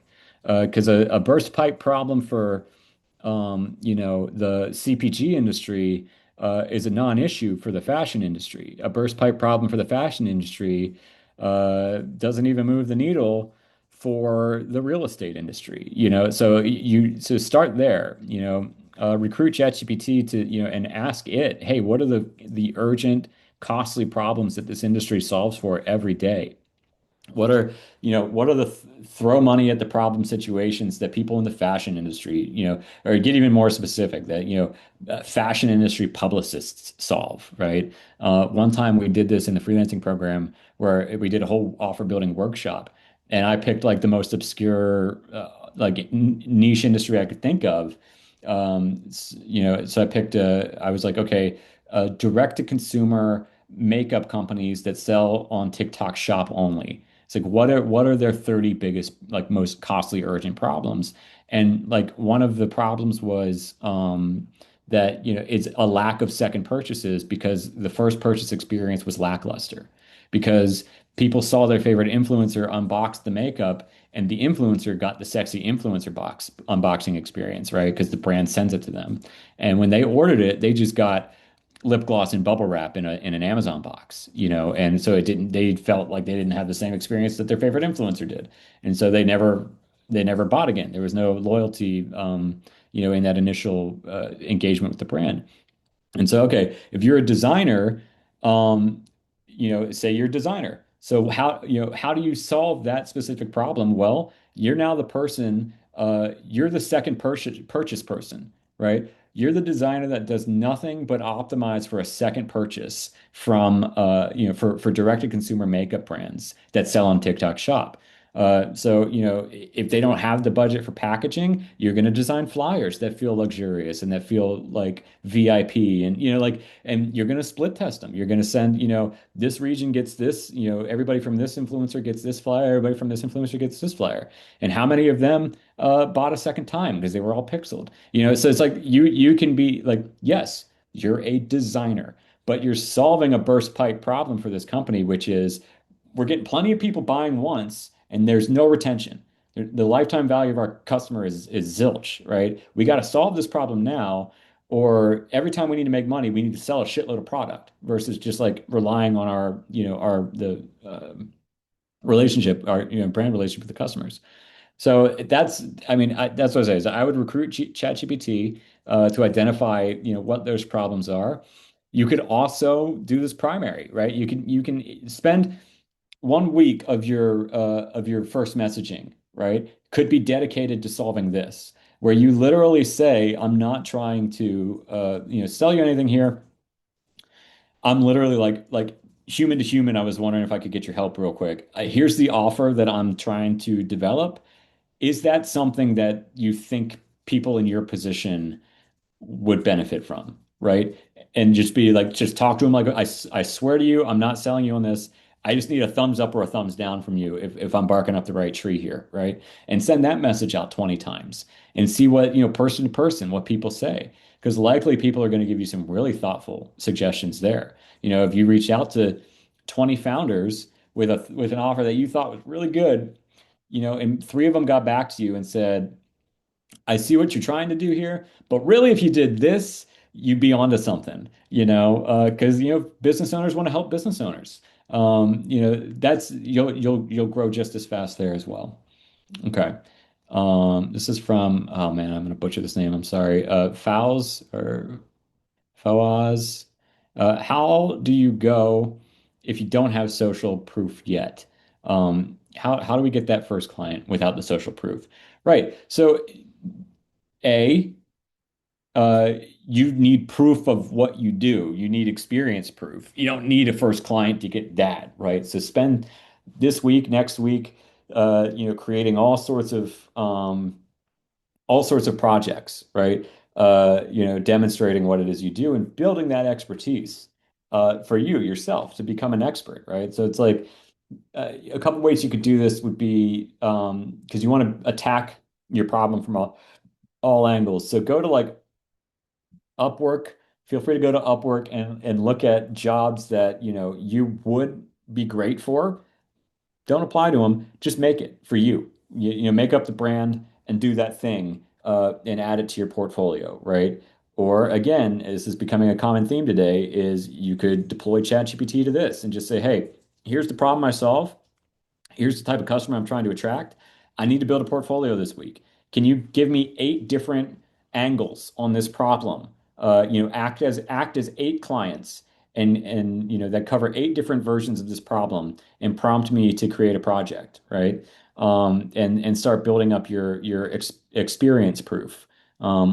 Excuse me. And then when it comes to your profile and your content, and your comments and all that, again, like your expertise is your proof, right? The fact that the specificity is your proof. The fact that you know that this problem needs to be solved is the justification for listening to you, right? If it's so specific, they're like, oh man, this person must be an expert, because only an expert would even know that makeup companies have an issue with return purchases. Direct to consumer makeup companies have this issue, and this person's talking about it every day on LinkedIn. That in and of itself will do it, right? So hopefully that helps answer that question. I'm just trying to get. I know there's a shitload of. If I hit okay, if I do this,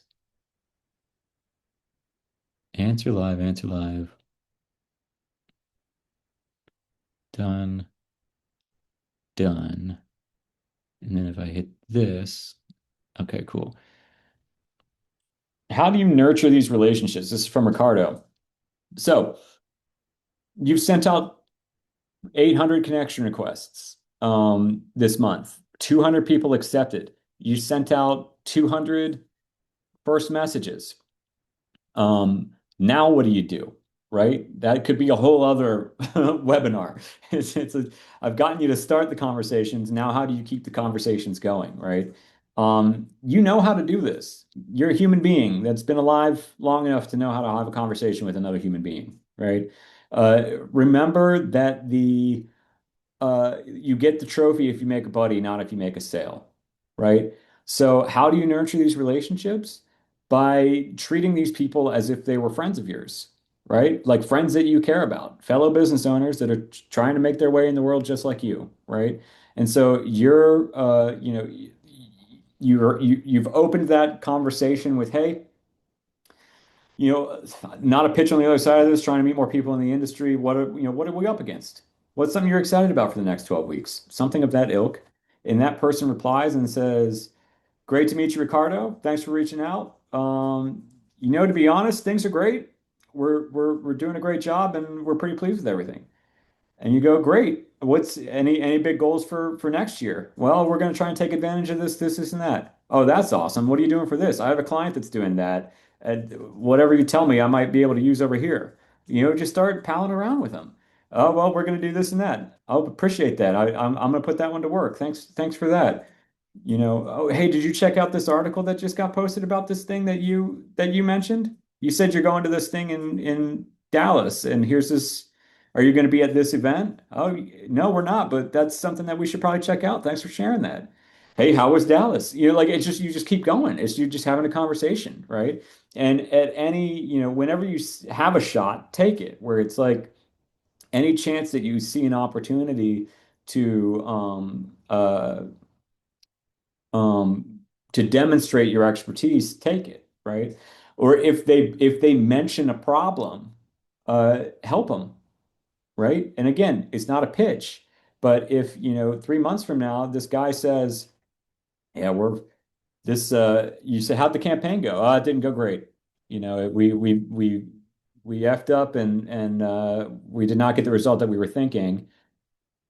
Well, interesting. I just finished a campaign like that, and it actually did pretty well because we did this little thing after. Do you want to chat about it? I bet you could probably still salvage this.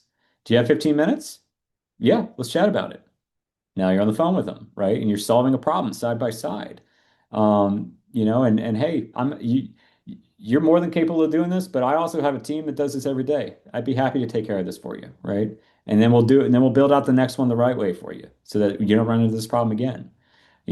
Suddenly, and now you've got a client, right? So that's the way it works. Is it's just it's you make a buddy, and then when the window opens where they've got a problem that you can solve, you take the shot. And it's really as simple as that. It's as simple as like genuinely wanting to help people. All right, let's see. This one is from Dimitri. How to apply all of this to custom software development where the scope is much bigger, requirements, engineer, hosting, development, and the prices of projects can quickly go high. I mean, it's the same. It's like there is no, you know, if anything, the higher the budget, the more this is going to help. Because the higher ticket the job, um, or the more exclusive the industry, the more important network is, right? Because that's where these decisions get made. Somebody's not finding a $75,000 freelancer on Upwork, right? They're just not going to do it. They're going to go ask their friends, they're going to ask their fellow founders, their team members who they know that they've worked with before, that can solve these problems. So so it all happens at the network stage. The higher ticket you go and the more complex the projects get. So it's just really about targeting who are those people, who are those decision makers, and making your sales navigator really like spot on for that, right? Really, really finely targeted, and then nurturing just like what we just talked about with them, right? Um, yeah, it's and the social media presence, the LinkedIn presence is the new business card, right? So as you grow, people are going to come check you out and you're going to have 10,000 followers on LinkedIn and you're going to be posting, a couple times a week and they're going to see your face everywhere in all these other comment sections. And you will quickly become, the expert at solving this thing. So it's like, why would they go to anybody else than the person that everybody else is getting their advice from on LinkedIn, right? Even if you're not the king of software development in this particular niche, you're the only one talking about it. You're the one that's planted their flag in this particular problem that software development solves. All right. All right, from Gabriella. Do you think we need to also post content to build trust on top of this networking at scale, or will it work on its own? I filled this water up really. That almost spilled everywhere just then. Um, Do you think we need to also post content to build trust on top of networking at scale, or will it work on its own? It will absolutely work on its own. I would post once a week, maybe just to let people know you're alive. But content is bottom of the list on LinkedIn. That being said, if you do post content a handful of times a week, or even daily, you will, your authority, you strengthen your authority. So, if somebody sees you in every comment section that they're a part of, and they read your headline and they understand what it is you do, and you're having a conversation with them in DMs, and you're demonstrating your expertise there, that's going to be enough, right? But if you add content to that, there's a new layer of discovery because remember, when people comment on your posts, their whole network sees your post. So there's a new layer of discovery there, so you'll reach more people. But also there's an authority layer there where it's, you know, inevitably if four freelancers are standing next to each other and they all have equal skill set and they all do the same thing and they're all priced identically, and one of them gets called up on a stage to give a speech and everybody starts applauding for that one person because they love them, which one's going to look like the authority, right? It's going to be the person that everybody else is paying attention to. So that's the added benefit of content is it's discovery and authority, but you can absolutely get away with not doing it. Also, I should have mentioned this in the presentation, but um, sorry to the people that are that left early. Maybe they're watching the replay. On LinkedIn, as much as they say, and this is the benefit of having primary experience, like because people will give you advice. I love that I'm at the stage of my career where I can watch somebody giving advice and know that it is 100% incorrect. So as much as people say short form video on LinkedIn is where it's at, to the point where um, like the head of marketing of LinkedIn made a whole presentation about this, and she posted a short form video and was like, "This is where it's at. This is what LinkedIn is now." But myself and many a person with far greater reach than I on LinkedIn, we all get together and agree that the written word is still king on LinkedIn. They just still haven't figured out short form video, like in terms of targeting, like reach algorithmically. What'll happen is they'll send your video out to everybody because there's a shortage of short form video content. But that means that like my freelancer content is going out to like, Bob's hunting emporium type audience and uh so and so, so and so's 9 to 5 resume building audience. So it's like all these people that don't give a shit about freelancing are seeing my video, so I'm getting a really high impression count, but my comments, I'm getting like 2 comments, right? So it's like I have a video I right now on LinkedIn that did 800,000 impressions and that has 6 comments, right? And then I have and then a video, or a text post will do 12,000 impressions, but have 50 comments, right? So which post do you think is doing better for my business, right? So written content with an image, especially, is where it's at on LinkedIn, because it just takes up the real estate. If you look at your phone, it's just text or text and an image. You want to own as much of that screen as possible, right? So that was a very long-winded answer to that question. Let's hit refresh. Okay. From Felipe. From your experience, how does this methodology work for people outside the US, not only to find opportunities in the US, but also in their own country? Most of the people that I've done this with are outside of the US. So there is no dilution of efficacy if you're not US based. I mean, there are just as many people in Germany that are on LinkedIn to do business, so all that changes is in that geography piece on Sales Navigator. You want to, you want to put wherever it is that you're trying to reach out to. So it'll narrow that, right? Instead of like 2.4 million,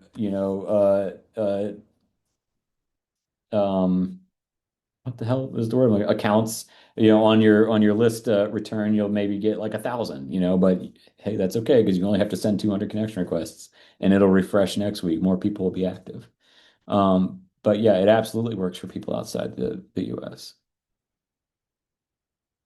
How are you doing in the chat? Any questions I need to answer? Anything about the freelancing program? No, people are just upset the site crashed for a minute. The site crashed for a minute. Are we back live? So, We're back live. All right, guys. So the site is working. So make sure to go, and I'm going to try and answer as many of these questions to buy you as much time as possible. Maybe ask any questions. Okay, ask any questions about the freelancing program as well. If this is something that you want to be a part of, but you're on the fence and you just have a question about that, I want to make sure that you get those answered as well, so you don't miss the opportunity to get the 20-minute session. And while I'm on that, I see this question from Ryan. How do we claim the one-on-one with Jamie? So join using this promo code, and then what happens? And then everybody that joins using this promo code, because there was no way to automate this, everyone that joins using this promo code, Courtney is going to email or send in the community. Courtney is going to DM in the freelancing program a link to claim to get on my calendar for the one-on-one. Cool. Does that make sense? All right. What was your question, Courtney? You said there was a question. How to define your niche better. I mean, just layers and layers of specificity, guys. You know, first realize that what you do isn't your niche, that's your craft or your service. Who you do it for is your niche, right? So, graphic designer uh for brands is a really shitty niche. That's way too general. Let's go one layer of specificity. Graphic designer for makeup brands. A little better, still not great. Let's keep going. Graphic designer for makeup brands that sell D2C, direct to customer, right? They don't sell CPG. They don't sell in convenience or grocery. We're getting there. Let's get even more specific. Graphic designer for makeup brands that sell D2C uh, on TikTok Shop, right? Now that's something you can work with. Now you can say, okay, I optimize, for this experience. What are the problems that these people are solving for? Because it's like what we talked about earlier. Your specificity is your spear that cuts through the noise. Because now if you're the owner of a direct customer makeup brand that sells exclusively on TikTok Shop, imagine what that person's experience on LinkedIn is, right? Likely they see a lot of content about TikTok and they see a lot of content about the makeup industry, but it's all probably pretty general and broad. Now imagine they're on their feed and they stop their scroll because they saw a post that's talking directly to them about a problem that they just walked out of a meeting discussing, right? That's the phenomenon that you want to manufacture with your niche. And there's no such thing as a niche that's too specific. I've yet to find it. It's like just like the more specific you can get, the easier it is to find leads, as you'll see with Sales Navigator. And the more you get to charge for the problems you solve, right? So specificity is super valuable. And this is a great segue from Dylan. He says, is expansion to more niches after successfully operating in one a mistake?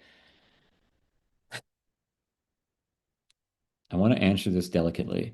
Um, No, it's not a mistake, but I think a lot of people do it prematurely. And so that's why I want to be careful in how I answer. Uh, you know, Usually you want to go all in on, I mean, think of it this way. Like we have a restaurant in LA called Five Guys, or not Five Guys, that's DC. The restaurant in LA is called In-N-Out, In-N-Out Burger. And they serve like two things. It's cheeseburger or hamburger, right? And French fries. Um, and and that like those two things they do so extraordinarily well that every single In-N-Out in California, regardless of time of day, has a line that goes to the street in the drive-through, right? Where they have cones set up and it causes a whole traffic thing anytime there's an in and out. Like you just know it. You know when you're getting close because you see the line. And it's just like, even before you can see the restaurant, if you're trying to get drive-through in and out, oh, that's the line. I'll just get in the line, right? They serve two things. There's not, it's not, they don't have a four-page menu, right? And so that's what you want to be. You want to be that version of whatever it is you do, where it's like I do this one thing, right? And there's a line out my door because nobody else does it like I can because I spend all this time doing this one thing, you know. So I, you know, that's so that's that. But then there are opportunities to expand the boundaries of your company, right? If in and that's where once you kind of punch through that wall, then you get that leeway. So I would say that you use your offer, the specificity of your offer, to get as many people through the door as possible. Call it your Trojan horse offer. And then once you're behind, beyond the gates, you can expand out into anything else that you do. Offers to the left and to the right of that Trojan horse offer, that spear offer. But on the marketing side, how you present yourself to the world, I would keep it as simple as possible. We have a buddy, his name's Sun Yi. He was at the freelancer meetup here in LA, but he's got a great Trojan horse offer is his word, and he does like personal branding for big like Mel Robbins, like those types of people. And his Trojan horse offer is website development. He's personal branding, but he's out there advertising website development, and the reason is that those people don't know they have a personal branding issue. And so him and his team figured, okay, what are they looking for? What are people with a personal branding issue looking for? Because they don't know to look for personal branding. And they're looking for website. And so what he'll do is, someone will hire them on for a website, and then, mid-project, they'll go, yes, we can keep doing this, and we will build you a killer website, and that could be the end of it. But we're noticing that what the real issue here is that you have no personal brand. And this website will do great for you, but it will do gangbusters if we solve the personal brand issue. Do you want to solve that problem with us too? Right? And so that then opens up a whole suite of offers. So I would think about it that way, is that this offer that we talked about today is you're puncturing the wall, and then once you're in there, you can expand to other offers.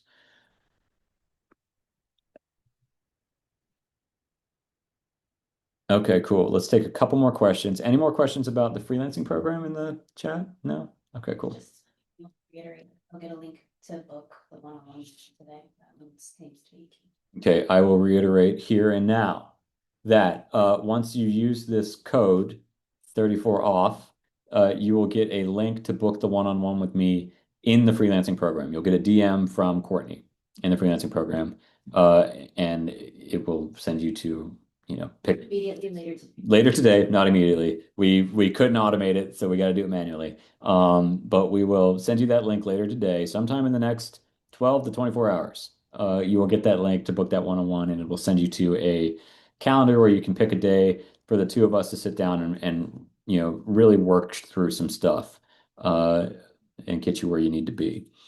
See here.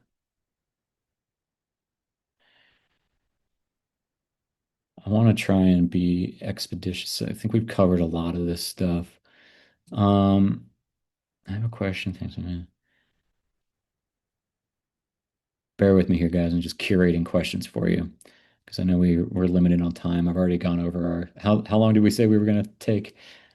I know I've already claimed more of your time than I promised I would. Oh, interesting. Do you recommend picking a niche that you love or one that is more profitable sooner? I mean, the beauty of this freelancing thing is it's choose your own adventure. I don't think that you're like I don't think there's a such thing as a bad niche. I think it's the offer is what's going to dictate the speed of your profitability. The distance between now and serious profit. The niche is not the thing that's going to determine that. But yeah, you're writing the rules. Pick, like live the life you want to live. Like that's the thing. That's why all the 9 to 5ers are so jealous of us, is we get to pick this stuff, right? So like choose the niche that you're interested in, and find a painful, urgent problem to solve for them. That again that you're interested in, because there are a plethora of painful, urgent problems that businesses deal with. I saw this question from Alf. It says, "What if my skill set is useful but not urgent enough?" This is not your skill set. It's the problem that you can solve with your skill set, right? Like somebody might say a video editor is not urgent enough, but if you have a course launch coming up, and you need a VSL, that converts because your current VSL, the VSL you've been running for the last 2 weeks is doing terrible numbers. You that's an urgent problem that needs solved, right? This goes back to the bathroom situation, the burst pipe problem. So it's figuring out the problem. It's not the skill set, it's the problem. Um, okay.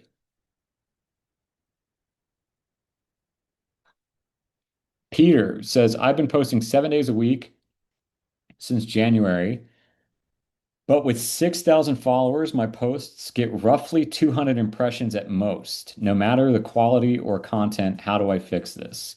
I'm so if you have an impression problem, Peter, uh, there is a hook problem. If your posts aren't stopping enough people to take a look, that means that you're not grabbing their attention. You're not opening up a curiosity gap in a way that plays the game of human psychology and social media. So that's something that you really want to, and this is great advice for everybody. Like, first and foremost, it doesn't matter how good the post is. If the hook doesn't cut the muster, it doesn't matter. Nobody's going to read it, So you should spend 80% of your effort on that hook. There are so many great posts that I've made over the years that did nothing, that got no reach because the hook wasn't great. It's tough because it's like that post is so good. Like, and you're like, I know, like, if somebody would just sit and read this thing, it would change the trajectory of their business, but nobody's stopping to read it. So how are you going to stop somebody in your niche? How are you going to open up a curiosity gap that absolutely must be satisfied? Right. And there's a little bit of, art and science there, but it's just testing. But it's your first. I think a lot of people default to the kind of standard, here's 7 things I learned when I did this. Or, if you're having this problem, you're not thinking about it right. Let me explain. Like all that stuff that's like very like par for the course on LinkedIn or educational content in general. But you want something that plays on emotions more, right? So it's like a post that I just posted on LinkedIn that did really well, opened with, it was promoting this webinar. Opened with, I spent the last 12 months learning everything there is to learn about LinkedIn so you don't have to. I spent the last 12 months learning the hard way so you don't have to. So that's a curiosity gap. That's the implied question is, okay, well, what did he learn? What does 12 months of this effort mean, right? It's like somebody suggesting that, they worked out for 12 months so that you wouldn't have to. If I stop and read this post, I'm going to get the results of working out for 12 months. I'm going to lose 50 pounds, like, so that's what that's the game you're playing. Is how do I hook attention in a meaningful way? And visuals will do that too, but really it's opening up that curiosity gap, and then retaining it. Once you hook them, you have to rehook them every couple sentences throughout the post, right? So the answer to every question needs to open up an even bigger question, right? It's like a Russian doll. So that way they get to the bottom of the post. Because if the whole post is just it's just information, then it's not going to be it's not going to be get as many impressions or it's not going to get as much retention. So that would be what I'd take a hard look at, Peter. I'd look at your hook and I'd look at your rehooking. And then let's do one more. Let's see, we went through that.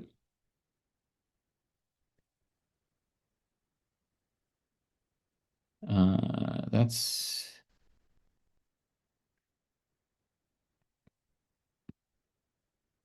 one said I've always wondered what industry Jamie was in. I was in film, television, making video, editing, post-production, real production, and then Courtney and I shut that business down in February. And now we do social media, B2B social media consulting. And we also have a little bit of a social media business, if you can't tell. Um, All right, this is a good one to end on. From Joe. Joe says, I receive more than 500 messages a day, and most LinkedIn outreach feels aggressively sales driven. I end up deleting nearly all of them and blocking anyone who sends repeated pitches. How can we turn cold conversation starters into genuine relationship driven buddies without coming across as salesy? That's a fantastic question, and that's all great news. Like literally everything you just described is why you're going to do really well on LinkedIn, right? Is because you're the anti that. I too receive a shitload of messages a day on LinkedIn, and they too are all aggressively sales driven. But you know, the or like very thinly veiled sales openers, right? Where everybody's using the same like open into a pitch and I can see it coming from a mile away. Um, when people are so genuinely not that, it's so refreshing, right? It's so apparent because we know what that looks like. So the way that you stand out is you literally write that list out, like list out all of the things that you hate about these messages and do the opposite. And in column two, write out what the opposite of that is, right? How do these people start their messages? What's their opening line? How do they treat you? What does the body of their message look like? You know, what do their follow-ups look like? All of these things. And then column two is the opposite of that. And that's what you're going to do, right? So if you have that primary data, it becomes very easy to to stand out in a positive way because you know what you're not. So that's what I would say is do the two column exercise, and just genuinely, be a buddy, build person to person relationships. And I even like I put in the first message in the opening message, what's the um, you know, I promise there's not a pitch on the other side of this, right? Because I know that. I know that so many of these people are getting pitches. And so I'm just trying to, I call it straight up. I'm just trying to make a buddy. I'm trying to make a friend. I want to know more people. My goal for this year was to meet more people in my industry. And I promise there's not a pitch coming on the other side of this thing. I just want to chat with you and see what you're up against and see what some of the goals are, and that's so disarming because so many people are used to, the most thinly veiled like bullshit sales pitches, from 19-year-old sales gurus. No shame to 19-year-olds in the chat today. All right, so we'll leave it there, guys. Hopefully, if you had a chance to or if you had interest in the freelancing program, you took advantage of this, I'd love to see you in there. I'm excited to chat with those of you who joined. I'm excited for our 20-minute conversations.